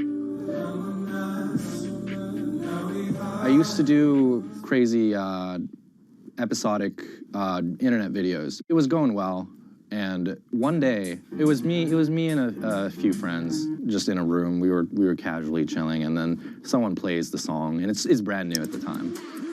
I happened to have a lot of costumes laying around, so I told the other guys, I was like, get in these costumes and let's just dance to it. Like, who cares? We were like, okay, let's just go crazy at the drop. So that video goes up. I go to sleep, and the next morning, everyone's doing it. Like, next morning.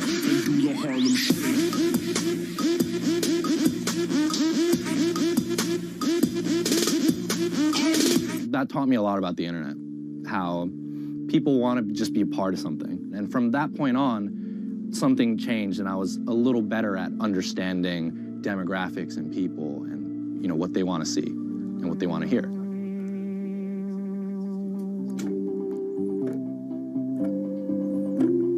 I was friends with a couple other artists who were affiliated with 88, and then I also started to realize that 88 is the bridge between Western and Asian entertainment, and I really wanted to be a part of that. Joji just released the In Tongues EP, his first project as a serious artist. Joji's In Tongues record came out a couple weeks ago. It's #2 on Billboard on the R&B charts, which is crazy for, independent release, and he's like a brand new artist. And the success is even more impressive, knowing he went from creating something like this. It's just Taco Bell. What could possibly go wrong? To creating something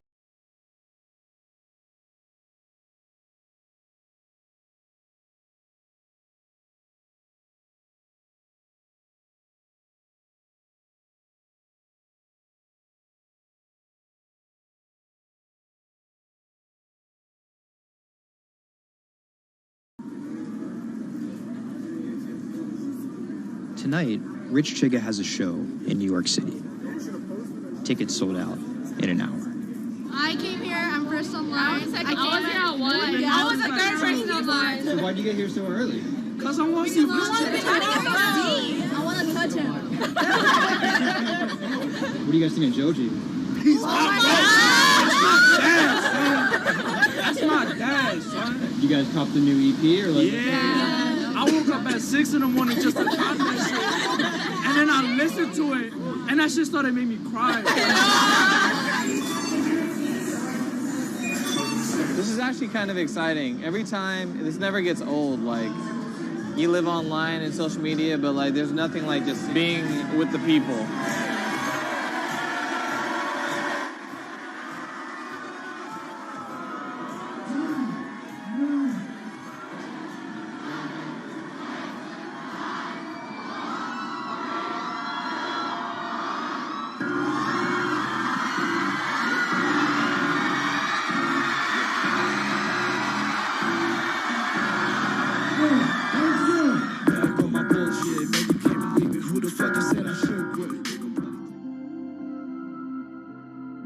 More often than not, viral success happens by accident.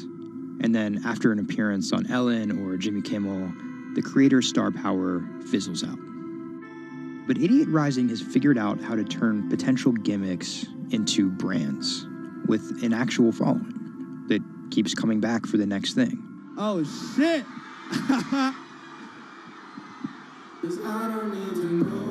So keep an eye out for Idiot's next move. But more than likely, it won't be covered on network television or terrestrial radio. Although, as they've already proven, nowadays that really doesn't matter.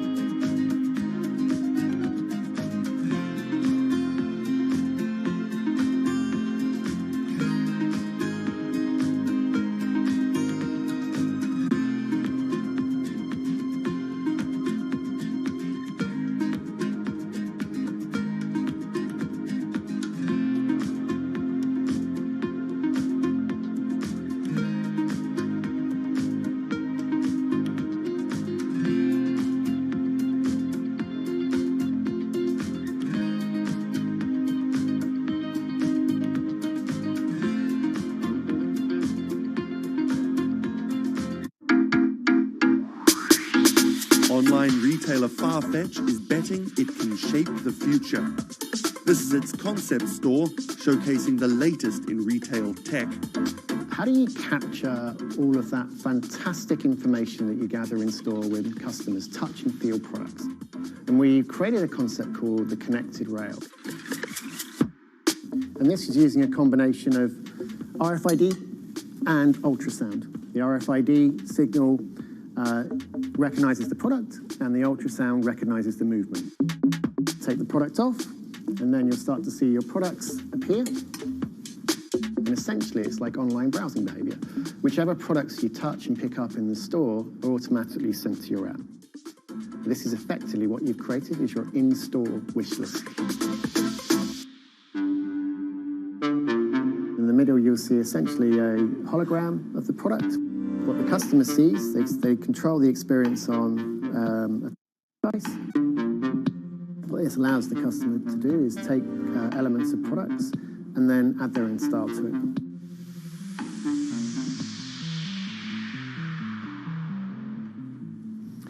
Right, so this is the connected mirror. So in this example, I see my products.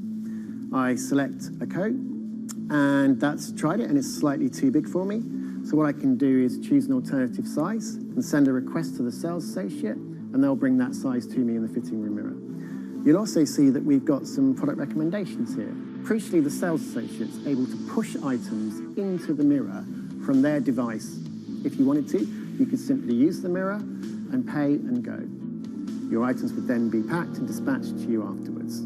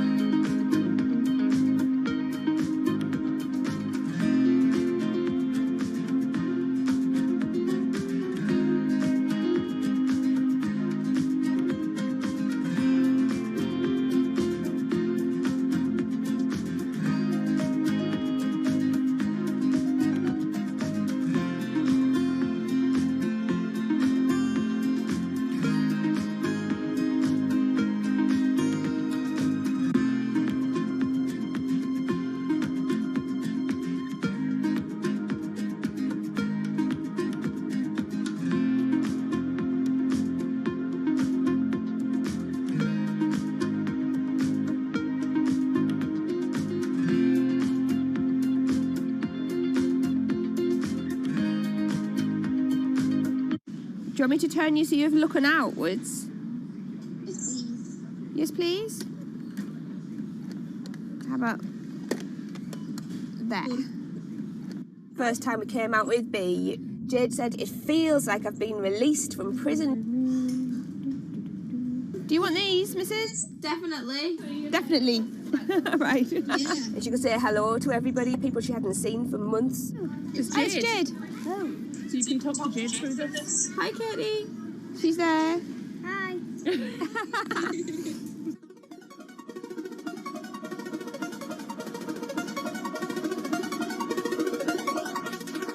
Every time anyone's seen her, they want to know why she's there. And it's kind of the opposite of when you're in a wheelchair and people see you and they kind of go, oh, should I look? I don't know what the right protocol is. When there's a tiny robot with its bright little eyes going around just looking happy everywhere, it really opens you up for conversation. You've got some friends here, look. Hiya. When I saw her for the first time, I remember thinking, this is going to change things. This is one of those points where if this was a book, this would be the cliffhanger.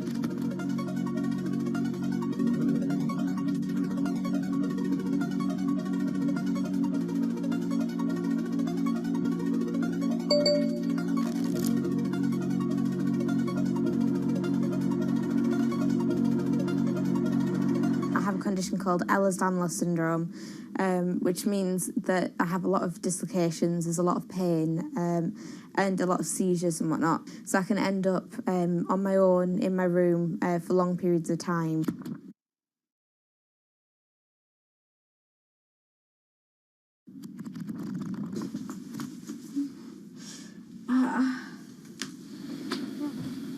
Yeah, my love. A lot of the time, with a condition like my own, of course there's the pain, and the pain is bad, and the dislocations are bad, and the seizures and being in paralysis and never knowing whether you're going to be able to wake up properly tomorrow, that's bad. But what's worse still is being able to count the number of people you see a day on one hand. Are you ready? Sure am, I'm just hoping the connection's going to stay. Yeah, me too. Alright, here we go. When you're used to just the same little metre by metre and a half window every day, and you've been there for months, being able to just see the sky from somewhere else, or the tops of trees, or a sign, is incredible. Or being able to have that kind of chat in the car that most people would probably take for granted. I'm going to go past Grandma and Grandad so you can give them a wave. Now, if Jade is particularly seizure-y, she can still take part. And that's brilliant, really, because before she would just be left in a bed or in the house with just her carers. It's quite a small world, that. Right, so there's one of her. Here, this costume I'm busy making at the moment. When I'm not on bed rest and I'm not just wearing pyjamas all the time, I enjoy being able to dress as different characters and go to Comic Cons and that kind of thing, because it just lets me show a different side of myself, and it's a bit of fun. If you can't go out that often, you've got to enjoy it when you do. Was that? Good. It's one of those weird things where I want to not have to use B because I want to be well enough to be able to go to those places myself. Like, it really makes a big difference to me to be able to go into school. But the thing is, with my condition fluctuating all of the time, I can't go into school reliably.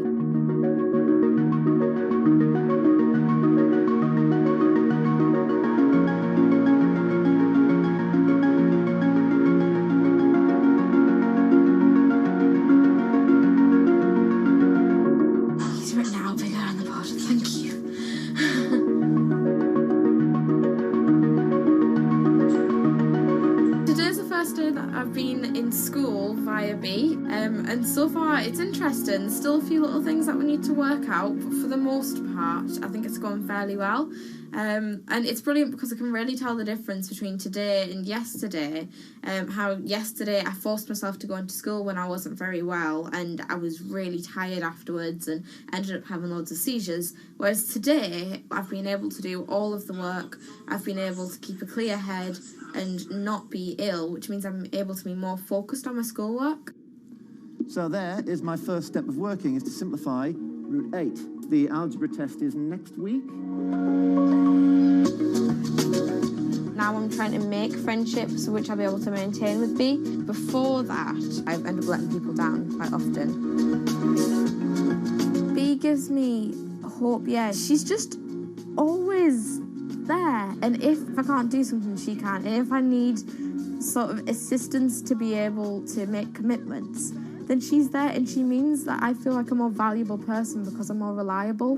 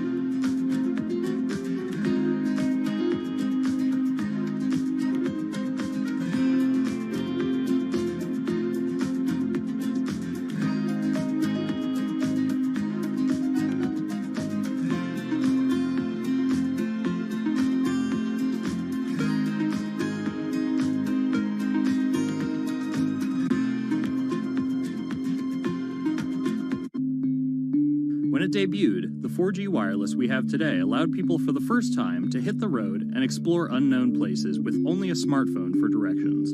When 5G arrives, it could enable driverless cars to take us there as well. 5G stands for 5th generation mobile networks or wireless systems. It's insanely fast and can accommodate a lot more connected devices. But the reason it's being called revolutionary is because 5G will allow connected devices to speak to each other as well as people. Right now we're living in a world where really it's a one-way experience. That's Bloomberg tech reporter Ian King. The network talks to your phone, you look at your phone and access data, then you send something back to the network. What we're being told about 5G is that really for the first time we're going to see machines communicating with each other over mobile networks in a meaningful way. 5G could end up being 100 times faster than what we have now, with speeds that could reach 20 gigabits per second. In plain English, that means downloading a full-length HD movie in seconds. 5G will also increase total bandwidth, which we will need in order to accommodate the growing Internet of Things. We're talking about the class of devices like internet-connected refrigerators, thermostats, dog collars, but 5G will enable many, many more. Things like your utility network, factories, where machines are just sat there not connected at all. Suddenly they're all going to be connected. Suddenly we're going to be able to have real-time monitoring. Other things like cars, like utility poles, like your light, the light poles. But perhaps the biggest advance will be a huge reduction in communication lag time, known as latency. A network of driverless cars will need the speed of 5G to ping each other multiple times per second to avoid collisions. Near instantaneous data transfers could allow doctors to perform surgery remotely with a robotic scalpel. So how will all this work? First, you need to improve network density. And that's just a fancy word for saying you put more towers out there. What we're being told is that's not actually the case with 5G. The idea is 5G will not only use the existing mobile spectrum, but also tap into higher frequencies called millimeter waves. Millimeter waves can carry more data, but only travel short distances. This may mean you'll see a lot more of these base stations around town. And the new towers may have as many as 100 antenna ports, compared to about a dozen on 4G cell towers. So when will we get 5G? Getting 5G ready is expected to cost providers $275 billion over 7 years in the US alone. Look for the first 5G service to pop up in big cities sometime in 2019.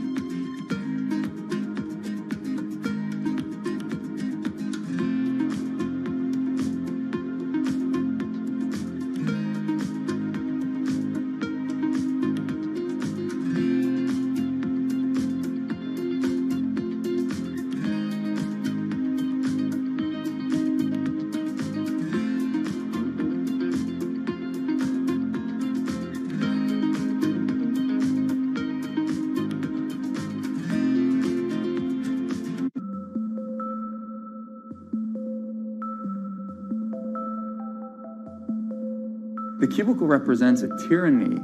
It confines your imagination, your thoughts, into a small physical area. Imagine pretty much every software engineer or finance person being able to, disconnect from their desk and look at holographic monitors on a beach and doing their work from there. That's not going to be science fiction. It's the modern office place. Silicon Valley is all about building the future. A startup called Meta thinks it's getting there first, thanks to a big bet that it's made on augmented reality. How are you? Good, thank you. Welcome to Meta. Thank you. Call it a 360-degree office where you can spatialize your thoughts as part of your workflow for education, architecture, design, engineering, etc. People often mix up augmented reality with virtual reality. VR totally blocks your ability to see or hear the real world. AR overlays holograms onto what you already see. Meta has tried to make its version of the workspace feel familiar.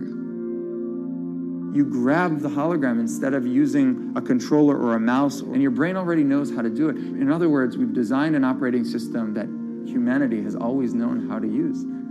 So you can see this eyeball, which is, by the way, photorealistic. You can see my hand is occluding the eyeball, and now the eyeball is occluding my hand, right? You see those two circles? They get small, and then they turn into this glowing white ball, and then I can move my hand around supernaturally. I can do this with two hands and rotate the thing. I can stretch it. I can throw it back right into the shelving system, and that's all you have to learn to become a modern worker. And to prove this, the employees at Meta have started to get rid of their computer monitors, trading them in for Meta's augmented reality headsets. Mayron thinks that in less than a decade, we'll all be just wearing strips of glass that can project holograms.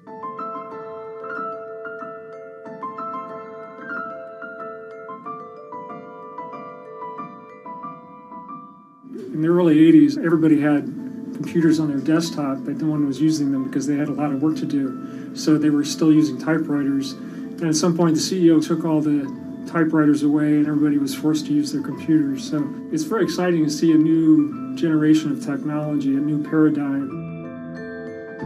I consider us like pioneers in the holographic wild. I'm pulling up my browser with my hands and sending out emails to colleagues and just kind of really acclimating to the new environment.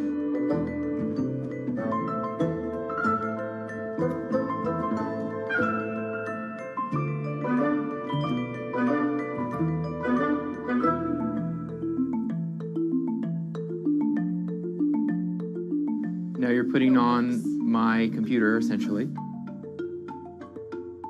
Our digital lives live on our phones. We have all of our pictures and notes and all these kinds of things.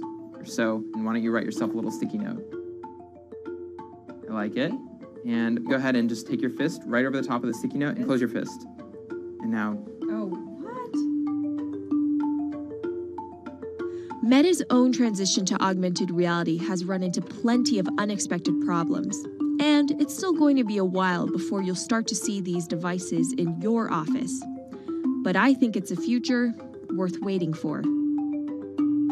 If we could see these holograms between us, we will have been able to share our work with one another more naturally, more efficiently, and more productively than ever before. Humanity will have evolved slightly.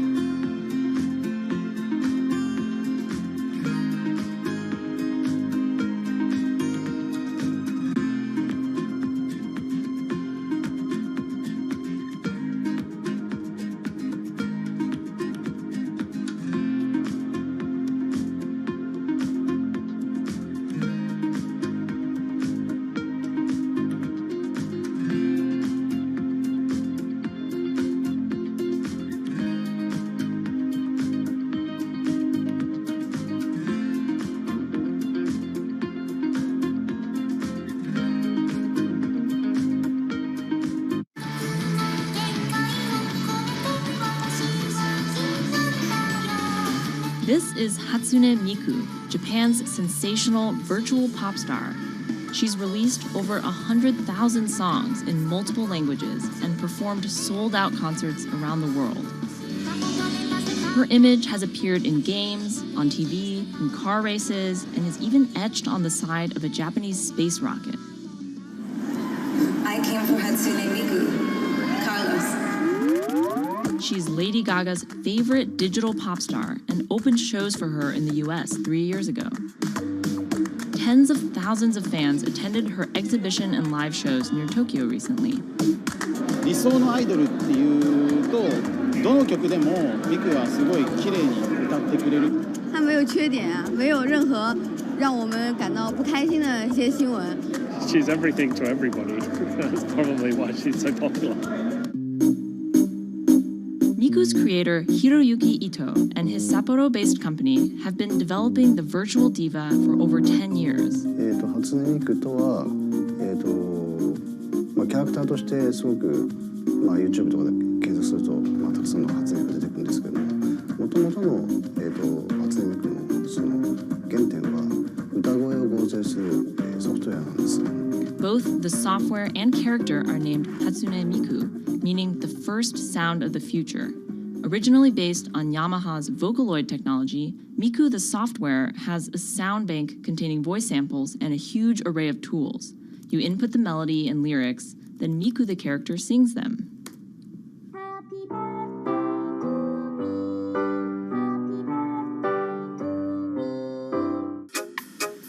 To date, Krypton has sold 120,000 software licenses at $200 each to fans around the world who use it to create numerous songs and share them online. Some of the fan-created songs are chosen to be part of Miku's concerts, for which they're paid a royalty fee. もともと初音ミクっていう存在自体がボトムアップって言いますか、中にはアマチュアクリエイターじゃなくて今もうすでにプロになって活躍している方もいらっしゃるんですけども。The company also has other revenue streams. It makes money from merchandising, licensing deals, and concert ticket sales. According to the real-life musicians who perform with Hatsune Miku, the virtual pop star is interesting and surprising. 今年で3年ぐらい、ちょうど3年ぐらいになってきて、ライブも数十本、数百本やったので、そういうことが演奏によって起こせるためのそういう器みたいな感じになってます。初音ミクらしさって僕はあんまりない。初音ミクって何だってあり。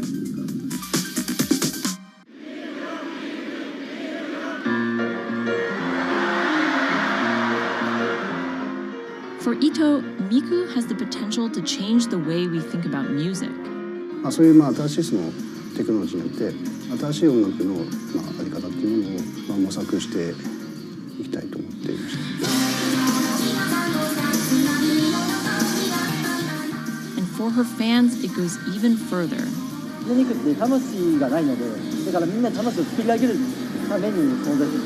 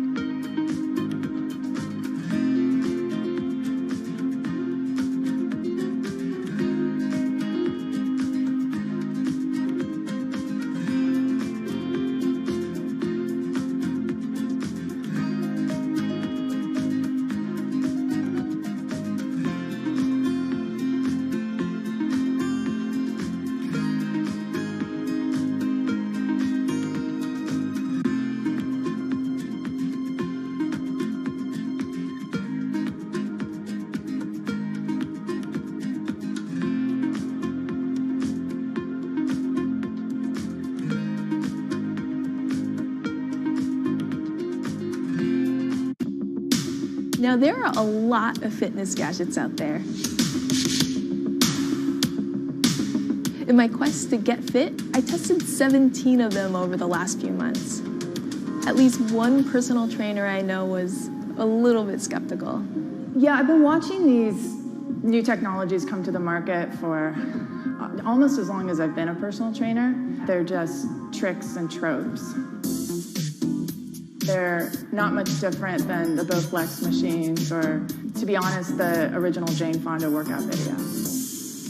But some of these gadgets that are just coming to the market do so much more than what they used to do, just tracking your activities. Out of all of them, this chest strap was my favorite.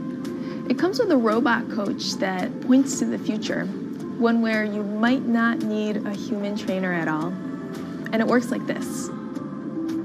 You wear the chest strap so that it can read your heart rate, and that connects to Move's free app that talks to you. Welcome to Move Heart Rate Hit Outdoor Running. Let's get moving and warm up in Zone 2. Move's computerized coach tells you what to do at that exact moment, whether you're running outside or you're doing body weight exercises indoors. Swing your arms faster to get your legs moving quicker. Let's crush this round. And by reading your heart rate, she knows exactly how hard you're working. She keeps you honest. Way to go, you are in the target zone. Keep pushing, you're almost at the end of the round. Don't give up. I've been running for 7 years now, and my biggest problem is that I never push myself hard enough. I end up going on the same slow, comfortable 30-minute jog, but the Move HR Burn blasted me out of that rut. By the end of these half-hour exercises, I was drenched in sweat in a way that I never am when I work out alone. Training with a real person is great, whether that's your group instructor or your coach or your personal trainer. But humans, they're expensive. For the rest of us, this $60 gadget is all you need.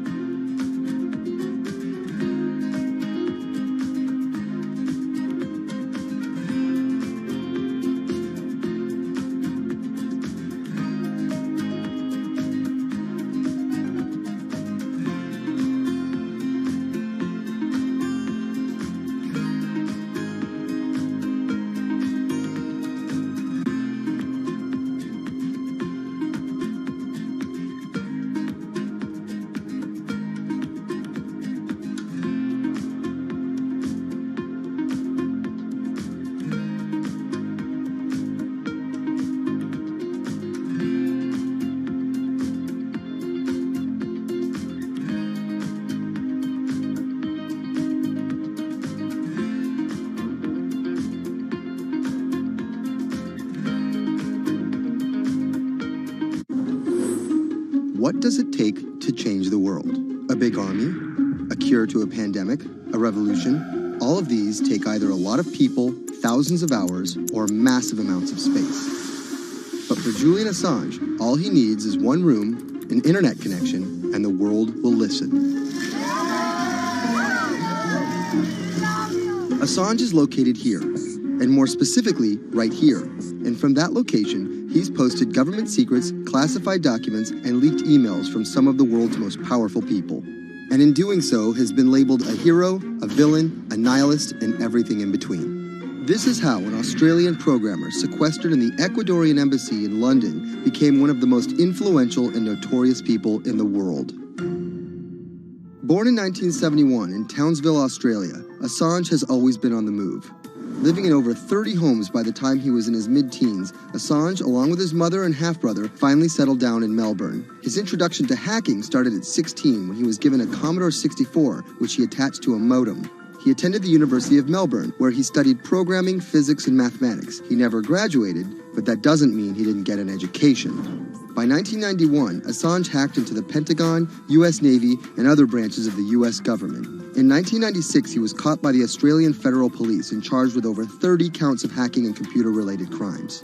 He didn't get any jail time, but he was fined $2,100. I think the first taste of what would come later was the hacking that he did as a young programmer, and that really sort of foreshadowed a healthy skepticism of the use and abuse of technology by governments. That's Vernon Silver. I'm a reporter for Bloomberg's investigations team. Assange's youth as a hacker laid the foundation for him to start WikiLeaks in 2006. But what is WikiLeaks? It's a website that posts unfiltered, usually classified documents. What separates it from every other media outlet is that they have no editorial hierarchy. With a publication like the New York Times, information comes in, they take that information, package it, then disseminate it for the public to see. WikiLeaks, however, cuts out the middleman. WikiLeaks gathers information, most of it given to them anonymously. So what they're doing is really very simple. They get the information in one end from who gives it to them and out the other with sometimes minimal interference. Julian Assange is the leader of that, the mastermind, the creator, and really, because he thinks of it as a journalistic enterprise, the editor-in-chief. But every story starts with a source, and Assange has some unconventional sources. Julian Assange does not hack as far as we know. He is the recipient of people who are either insiders who give him secret documents or hacked emails from a foreign power. That's Eli Lake. I am a columnist for Bloomberg. And there was no source bigger for Assange than Chelsea Manning. He used to be known as U.S. soldier Bradley Manning. In 2010, Manning provided Assange and WikiLeaks with hundreds of thousands of leaked government documents. WikiLeaks quietly began releasing the documents in February of 2010, then made big headlines in April by posting what is now known as the Collateral murder video. Come on, fire! It was a vivid, graphic video. It changed the debate on the Iraq War, and importantly, it put WikiLeaks on the map when they put it online, and they couldn't be ignored at that point. And those leaks were just the beginning. They went on to post more than 90,000 leaked documents known as the Afghan war logs, 390,000 documents known as the Iraq war logs, and 250,000 private messages between diplomats called cables in what is now known as Cablegate. These leaks were met with very real ethical questions. The problem with publishing those cables was that a number of confidential sources for U.S. diplomats who faced real danger when their names were exposed.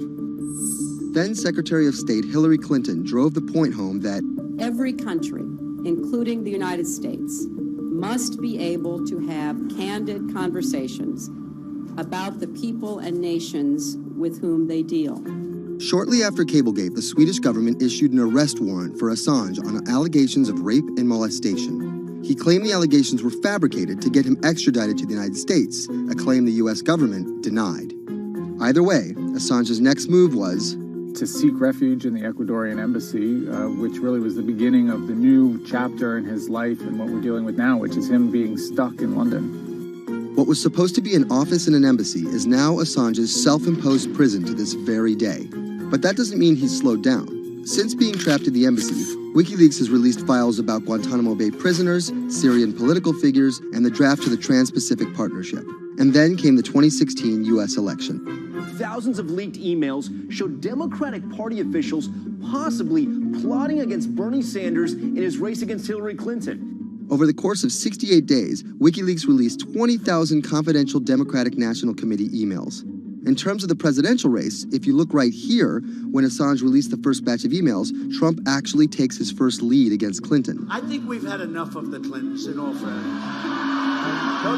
Once WikiLeaks started exposing secrets of the Democratic Party, Julian Assange became a hero to many on the right. Public opinion kind of flip-flopped. WikiLeaks! From the emails, we now know Hillary Clinton's campaign manager makes risotto, and also how the DNC squashed Bernie Sanders' campaign. One thing we don't know is who gave Assange the stolen emails in the first place. Many leading Democrats say they suspect it was the Russians.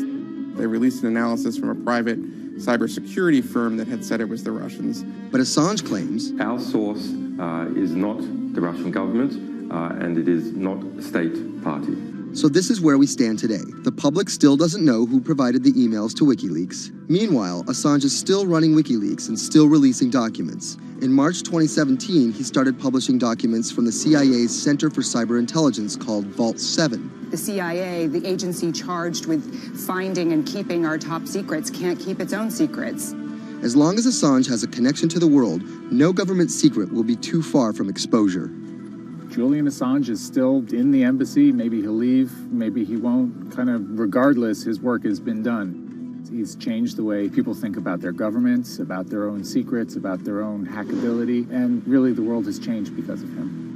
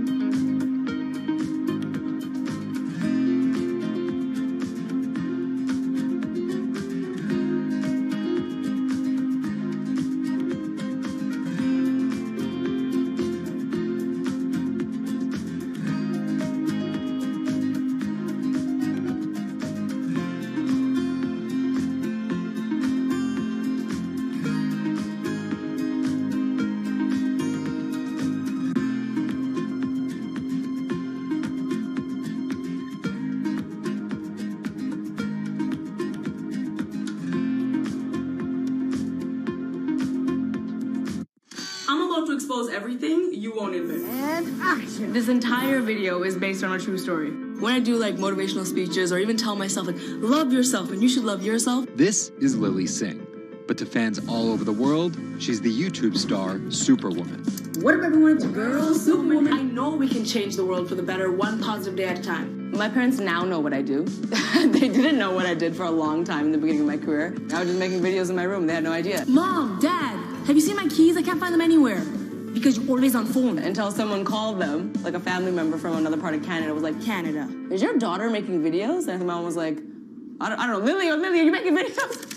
Just making videos grew into an entire career. Today, Lily's YouTube channel has some 12 million subscribers, over 2 billion views, and guest stars like Michelle Obama, Dwayne "The Rock" Johnson, and Seth Rogen. I think a lot of young girls are raised to believe that you're going to go to school and then graduate and then get married and then get a job and have kids. And Lily was on that path, all the way through a psychology degree at York University in Toronto. But when she started thinking about a career, I started to immensely panic and think something was wrong with me because I tried to figure out my life and it wasn't working in that straight line. It was 2010, and YouTube was only 5 years old.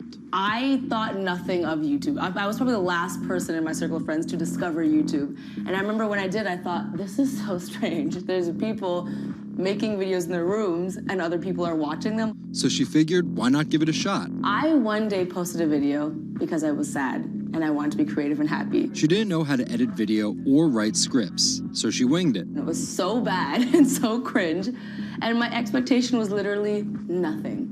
I was like, I'm gonna put this video up, a couple of my friends are gonna watch it, probably make fun of me, and that's gonna be the end of this. The second and third video came from, wait, 70 people watched my first one, can I get 80 to watch the next one? She kept creating, she kept posting, and the viewers kept coming. Lily had found an audience. A lot of the comments were, oh my God, there's a brown girl on YouTube. More specifically, Indian. Lily's parents immigrated to Canada from India, and Lily was born and raised in Scarborough, near Toronto. My home life was awesome. My parents, even though I portrayed them to be quite strict in my videos. Oi, Lily, where the rest of your skirt, huh? I teach you like this, to walk around like this, showing everything to everyone? They actually aren't like that at all. They're pretty modern and pretty cool. Your dress is short. Don't know what for. And were pretty lenient with me. I mean, I got away with a lot of things. I was a brat. I was a brat. She had a different idea of what she wanted out of life than other kids. In a grade school graduation slideshow, her classmates said they wanted to be lawyers and doctors. And then I came up and I was like, rapper. Making out with your friends, man. But then you say that you hate hoes. I could just feel my parents being like, why? Because that's just not something women really did in the Singh family. I know there was a ton of people that weren't happy about my birth being a female, so I think, and that's some real-ish, but it's a real thing. The best thing I could have done to prove to so many people that didn't want my mom to have a daughter was to become Superwoman. What if everyone it's a girl, Superwoman? It was the name of Lily's favorite hip-hop song by Lil Mo featuring Fabulous. I love the song so much because it was one of the only songs at the time that was an empowering female song, where Lil Mo's going on about, like, I will save guys with my superpowers, and I will save girls with my superpowers, and I am the Superwoman. I thought, this name that I've had for so long that empowered me when I was younger, I'm gonna make this my screen name. Maybe there should be a new series. Superwoman didn't just burst onto the scene overnight with a viral video. It was a steady climb fueled by hard work. The moment that I thought this is going somewhere and this could be a career was the first time I performed internationally. It was in India. And it was the first time where I was truly across the world and people knew my videos. Singh has transformed herself from a bratty kid to an internet personality to a media mogul. She starred in a feature film, A Trip to Unicorn Island, in 2016. And her book, How to Be a Boss, hit the New York Times bestseller list in 2017 while she was on a 30-city international tour. Lily started out with the goal of getting millions of subscribers and financial security. Hurry the hell up! But after surpassing those goals, success has new meaning. I've really come to terms with the fact that my definition of success is what's the best legacy I can leave behind. And it's not the number of views and the number of subscribers. It is the number of people that can say, this girl changed my life or changed something in my life positively.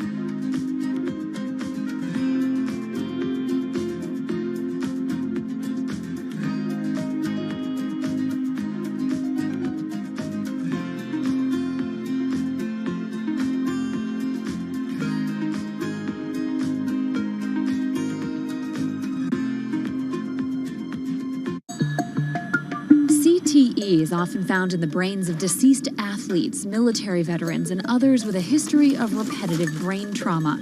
Hundreds have donated their brains to the VA Boston University Concussion Legacy Foundation Brain Bank. This is a former NFL player who died in his early 70s, and this is a veteran who also died in his early 70s. Dr. Ann McKee dissects these brains. The hippocampus and the mammillary bodies are very important for memory. I can see that they're slightly affected. McKee recently dissected the brain of former New England Patriots player Aaron Hernandez, who was convicted of murder and later committed suicide. You'll see right away that the brain is showing signs of shrinkage. You can see the crevices in the brain that you can't see in the normal. McKee says Hernandez's severe case of CTE impacted his decision-making, depression, and ability to control rage and aggression. Right now, she thinks we're underestimating how many people have CTE. We were able to distinguish between CTE and controls and CTE and Alzheimer's disease. The next question is, can we do this in the blood, and can we do this in living people? And we aren't there yet with those answers. But the need for a diagnosis in the living is motivating companies such as Quanterix in Lexington, Massachusetts, to work faster on technology that could diagnose concussions and CTE in as few as 30 minutes. Kevin Rosovsky is the CEO. It's like a high-powered microscope. And so by doing that, we can see little biomarkers that you couldn't see before in the blood. Quanterix received a grant from the NFL and just went public. Since then, its stock is up more than 40%. The company sells a machine called Simoa for $175,000 to other biotechs, hospitals, and researchers. And for the first time in history, we're able to see brain health in blood, and that's a major breakthrough, and that's leading to less invasive testing, and we've already been able to see evidence of concussions, and there's the beginning evidence of being able to see the accumulated effect of concussions. Quanterix is also trying to detect Alzheimer's disease, multiple sclerosis, and ALS. Rosovsky says he thinks diagnosing concussions will be easier than diagnosing CTE. Diagnosing CT in the living probably is a couple years away. We're real excited to see the progress, but reducing some of that work into actual tests in a laboratory takes time. There's regulatory approvals. There's a lot of red tape that you have to go through. Also in this race to diagnose CTE in the blood are Athlon Medical and Exosome Sciences. And New York's Mount Sinai Hospital is scanning for the disease in the living. But it's just one step in a series of questions for those with serious head trauma. There's still no cure for CTE. Even if we had a great idea for a treatment, there's no way to test whether it's effective or not. So that's the enormous advance that we'll get if we can develop a biomarker for this disease. In Boston, Ann Mostu, Bloomberg News.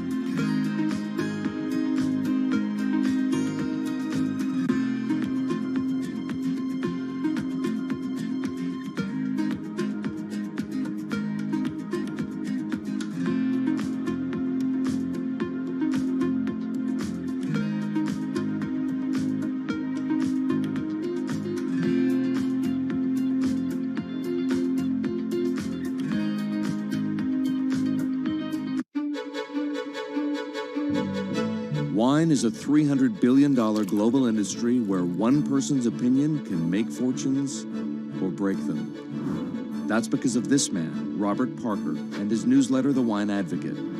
For 3 decades, he dominated as the world's most influential wine critic.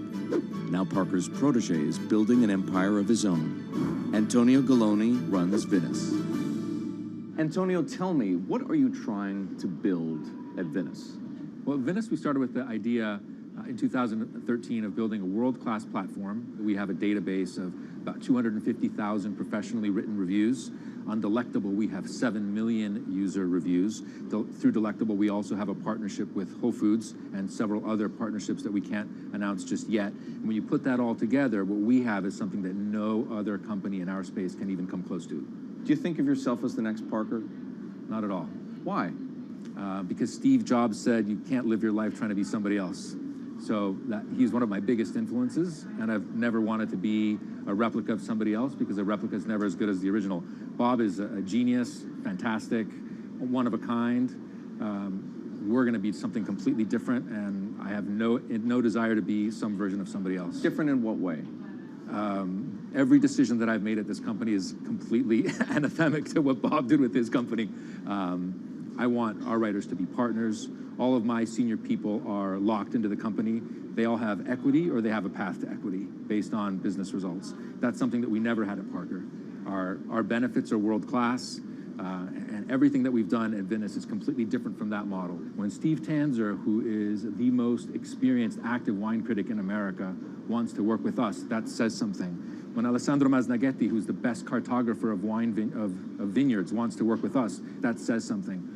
When Neil Martin, who's a superstar wine critic with enormous experience in Bordeaux and Burgundy and the former lead critic at The Advocate, wants to come and be part of our team, that says something. You make it sound like The Wine Advocate was a disaster as a company and a miserable experience as an employee. No, it was great because I got to work with Bob Parker when he was at his prime, you know, and Bob was like a second father to me, and we talked on the phone all the time, and he gave me great advice. Can anyone's palate dominate the wine criticism business the way Parker's did, and should anyone's palate dominate it the way his did?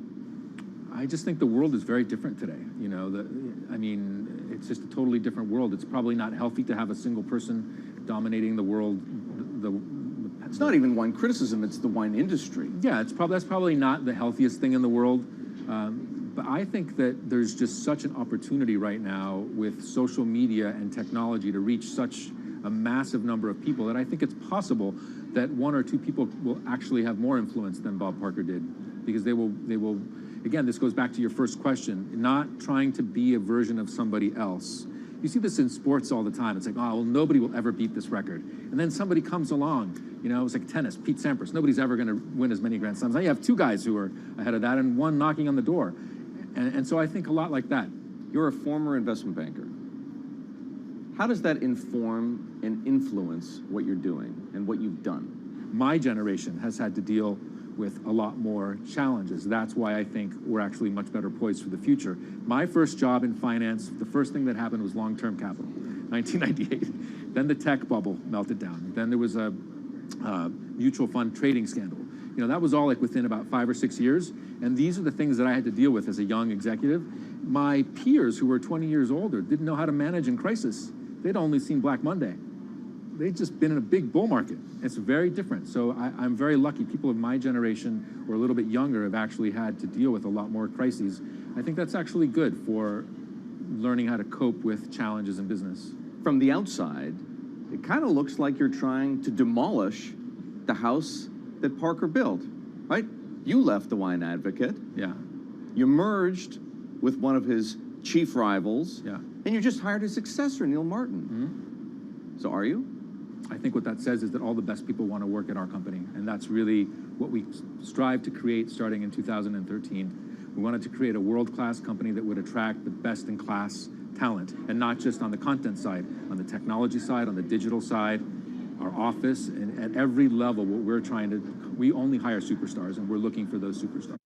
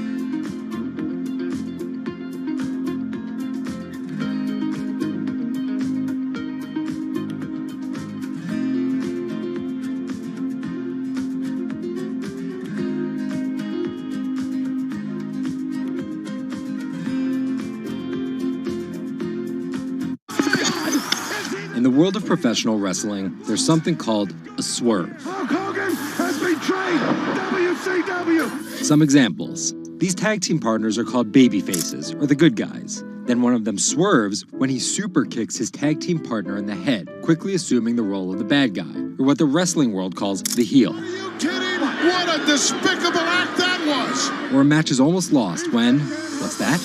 The superstar wrestler appears out of nowhere sprinting down the aisle to save the match. That's the Warriors music! It's the Ultimate Warrior! That's a swerve. So it should go as no surprise that World Wrestling Entertainment, known as the WWE, the most popular brand of sports entertainment in the world, is prepared for any swerves that come their way. So here's the story of how the WWE learned to see the swerve coming.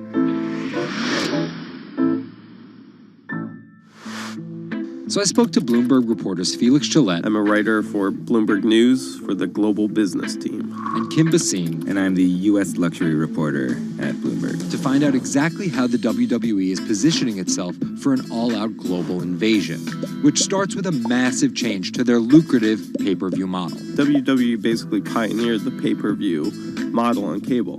I remember as a kid, when the pay-per-view events came up, all of our friends would scramble around and try and get one of the parents to pay for it. But in 2014, they took a huge risk. They saw a little bit sooner than some of the other entertainment brands that where this whole thing was moving was away from cable and satellite television and towards on-demand streaming video apps. They made this risky decision, in essence, cannibalizing that pay-per-view model, which they had essentially built. And after some early turbulence, it's working. Roughly 1.5 million people are paying $9.99 a month for the WWE app, making it the 5th most popular streaming OTT service. This adapt-or-die approach is in the WWE's DNA.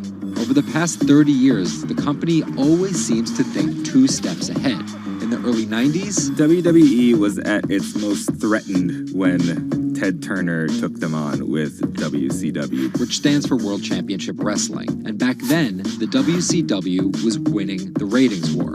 So in order to compete with them, WWE had changed its product from a family-friendly kind of cartoonish style to this really raw. That's why they called their show Raw. It was this raw style of wrestling. With violent, outrageous, reality-inspired plot lines and aggressive personas. From a 16-foot ladder! And they won that fight against Ted Turner. And they bought WCW. The early 2000s ushered in an era of testosterone-driven programming aimed at the red-blooded American male. Bra and panties matches, and people smash each other over their head with like barbed wire bats and things like that. Until 2015, when WWE fans started a hashtag Give Divas a Chance. Since then, WWE has hired 40 more female wrestlers, and that growing cast of female characters was part of a much larger plan. They started to try to appeal to a broader set of people. Let's attract more female fans. And after we've attracted more female fans, let's attract more international fans. They're broadening their base, and they're doing that in large part to make it more advertising friendly. And not just friendly to advertisers. They're trying to build up their fan base in China. They're trying to build up their fan base in Europe. They, already have a pretty good fan base in India. India is a place where they already have an established wrestling culture. Because of the gigantic Indian wrestler, the Great Khali. But there's still a lot of work to do. While the WWE set a revenue record in 2017, only 30% of it is coming from an overseas audience. And there's one person whose responsibility is to grow that number. The buck eventually stops at Vince McMahon, no matter what's happening within WWE. Yeah, he's a very controlling guy, and it's a very, very, very tightly scripted company. And that goes all the way down the board to big stars' entrance music. And their outfits and things like that. So with a CEO like McMahon always planning 2 moves ahead and an aggressive push into multiple international markets, a big issue is money. It's hard to do all those things simultaneously without committing a huge amount of capital to it. And that's where the WWE becomes an attractive company for buyers. Potentially, one thing that could happen with WWE is they could benefit by being acquired by a bigger technology or telecom company, an Amazon or Facebook Facebook or a 21st Century Fox. So with a market cap of $2.8 billion, the advantage of owning 100% of their own content, and a rapid consolidation spreading throughout the entertainment industry, it looks like the WWE is well positioned, even if there are swerves ahead. Our world is changing. Every day, it changes a little faster. Some changes are too small to see. Others, too big to handle. Sometimes, change feels slow. So slow, we don't even notice. Other times, it happens all at once, and we can't keep up. For our climate, change means many things. And between too small to see and too big to handle, there is a whole world of difference. The clock is ticking. This is Bloomberg Green. Saving the seas. This week, the deep-sea diver who stopped writing the ocean's obituary to find a solution. Enric Sala tells us why the next 10 years matter most. And globalization needs to get greener. Shipping accounts for nearly 1/8 of all transport emissions. How can the industry clean up its act? Plus, protecting coastlines comes at a huge environmental cost. But one Israeli startup found a way to keep the sea out and the animals in. From London, I'm Anne-Marie Hordern, and this is Bloomberg Green.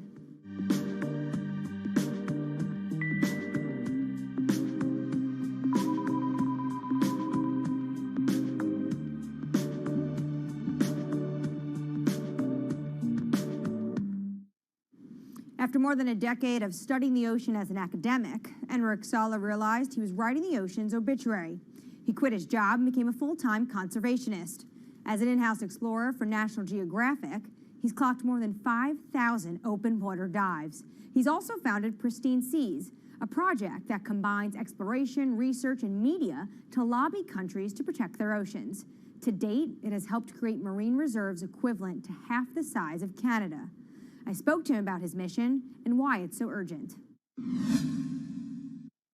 The state of the world's oceans is really bad. We have lost 90% of the large fish in the ocean. Sharks, groupers, cod, tuna. More than half of the fish stocks are overfished, which means that we are taking them out of the water faster than they can reproduce. More than half of the ocean is affected by industrial fishing, and global warming is killing coral reefs all around the world. The ocean is in a trajectory of decline. Can you just visualize for our viewers who never get to see the kind of things you are able to see, what an ocean and healthy ecosystem looks like versus one that's next to a bustling economic and industrialized area? Coral reefs in the United States, in the Florida Keys, are down to only 2% of what they used to be. Before, 80 to 90% of the bottom on a coral reef in the Caribbean was covered by live coral. Now, Florida Keys have only 2%. The average in the Caribbean is about 5% of the bottom covered by live coral. The rest is covered by slime and seaweed. And most of the fish you can see are this big. And it is very, very rare that if you jump into any place in the Caribbean at random, you see a shark. It's very, very rare. Now, let's go to Millennium Atoll, for example. An atoll that is uninhabited and fished south of the equator in the Central Pacific, belongs to the Republic of Kiribati. 2009, we conducted the first underwater expedition to this island, and I still remember the first time. Jumped over the side of the boat, and as soon as the bubbles cleared, I was surrounded by 15 gray reef sharks. After a couple minutes, the sharks decided that we were boring, and they went back to do their thing. And you look down, 90% of the seafloor is covered by thriving coral, and it's full of fish, and a sea turtle comes by. Now, this abundance that we rarely see anywhere except in well-managed marine reserves. This is what the ocean used to be like, and this is what we have learned from going to these pristine places. And you write in your book that you're writing the obituary of ocean life. What's the cure? The cure is doing less harm. Basically, there are three things that we are doing to the ocean. One is we are taking fish out of the water faster than they can reproduce. Two, we are turning the ocean warmer and more acidic because of man-made climate change.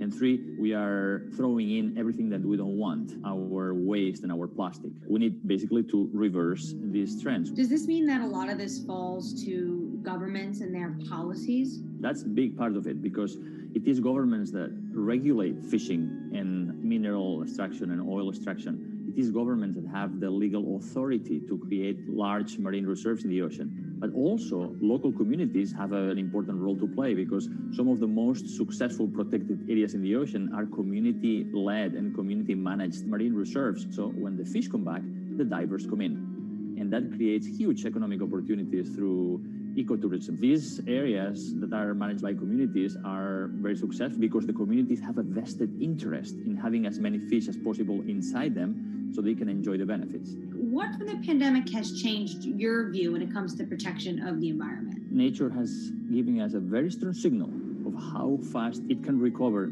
if we just give it space. Everybody was fascinated by all these videos of the whales and the dolphins coming into marinas and mountain lions on the streets of Santiago in Chile, wild goats in the UK. Nature has this extraordinary ability to bounce back if we just give it space. This is why we need to protect at least 30% of the planet by 2030. How do healthy marine ecosystems help in the fight against climate change, though? Most people see the ocean as a victim of climate change, but the ocean can also be a solution because we know that the more life that is in the ocean, like big fish and big whales, the more these organisms help to make the ocean productive and absorb more CO2. The kelp forest, seagrass beds, all of these are important ecosystems in the ocean that are similar to the forests on the land that capture a lot of our carbon pollutions. What are you most excited about in your field? We have 10 years to fix this problem. Global fisheries catch is going down, stocks are collapsing. Business as usual means that by 2050,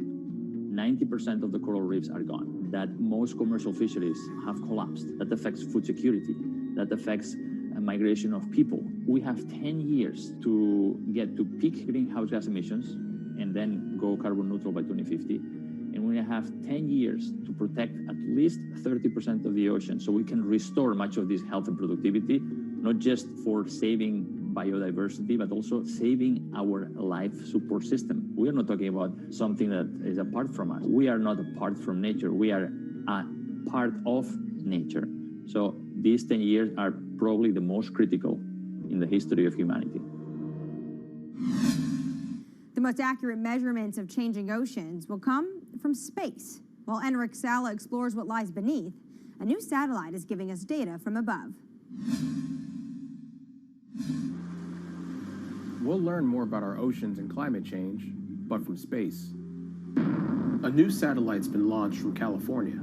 Its mission, track the accelerating rise of sea levels. Well, the main instruments on board include a dual-frequency radar altimeter.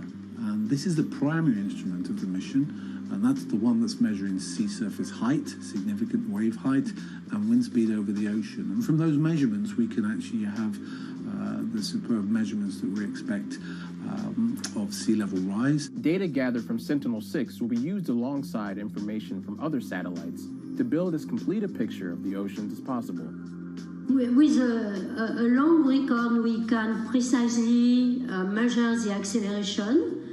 We eventually can detect new regime, tipping points. For example, if there is a runaway in the melting of Greenland or Antarctica, sea level will record this runaway change because it is an integrator of all changes that are occurring in the climate system. So we will be able to see some change, big change in the global climate. The National Oceanic and Atmospheric Administration expects that sea level rise will increasingly threaten U.S. coastlines. One example, the southern tip of Manhattan is expected to flood 20 to 40 times a year by 2030. 11 of the 15 largest megacities are located at the coast, and this number will double. The number of people living in coastal area will double by 2060. So, knowing how much sea level is rising at the coast and how much it will rise in the future in coastal areas is as obvious. It's obviously a major goal for human beings. Coming up, from sails to steam to oil, the shipping industry is no stranger to change. But how will it navigate the next transition? This is Bloomberg Green.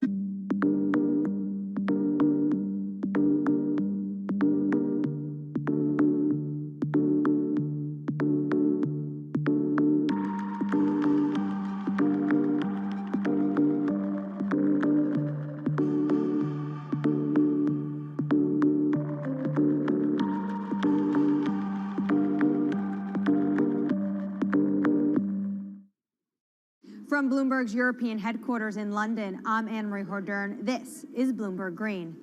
Now, for your roundup of this week's latest climate news, Jennifer Zabazaja has your Green in Brief.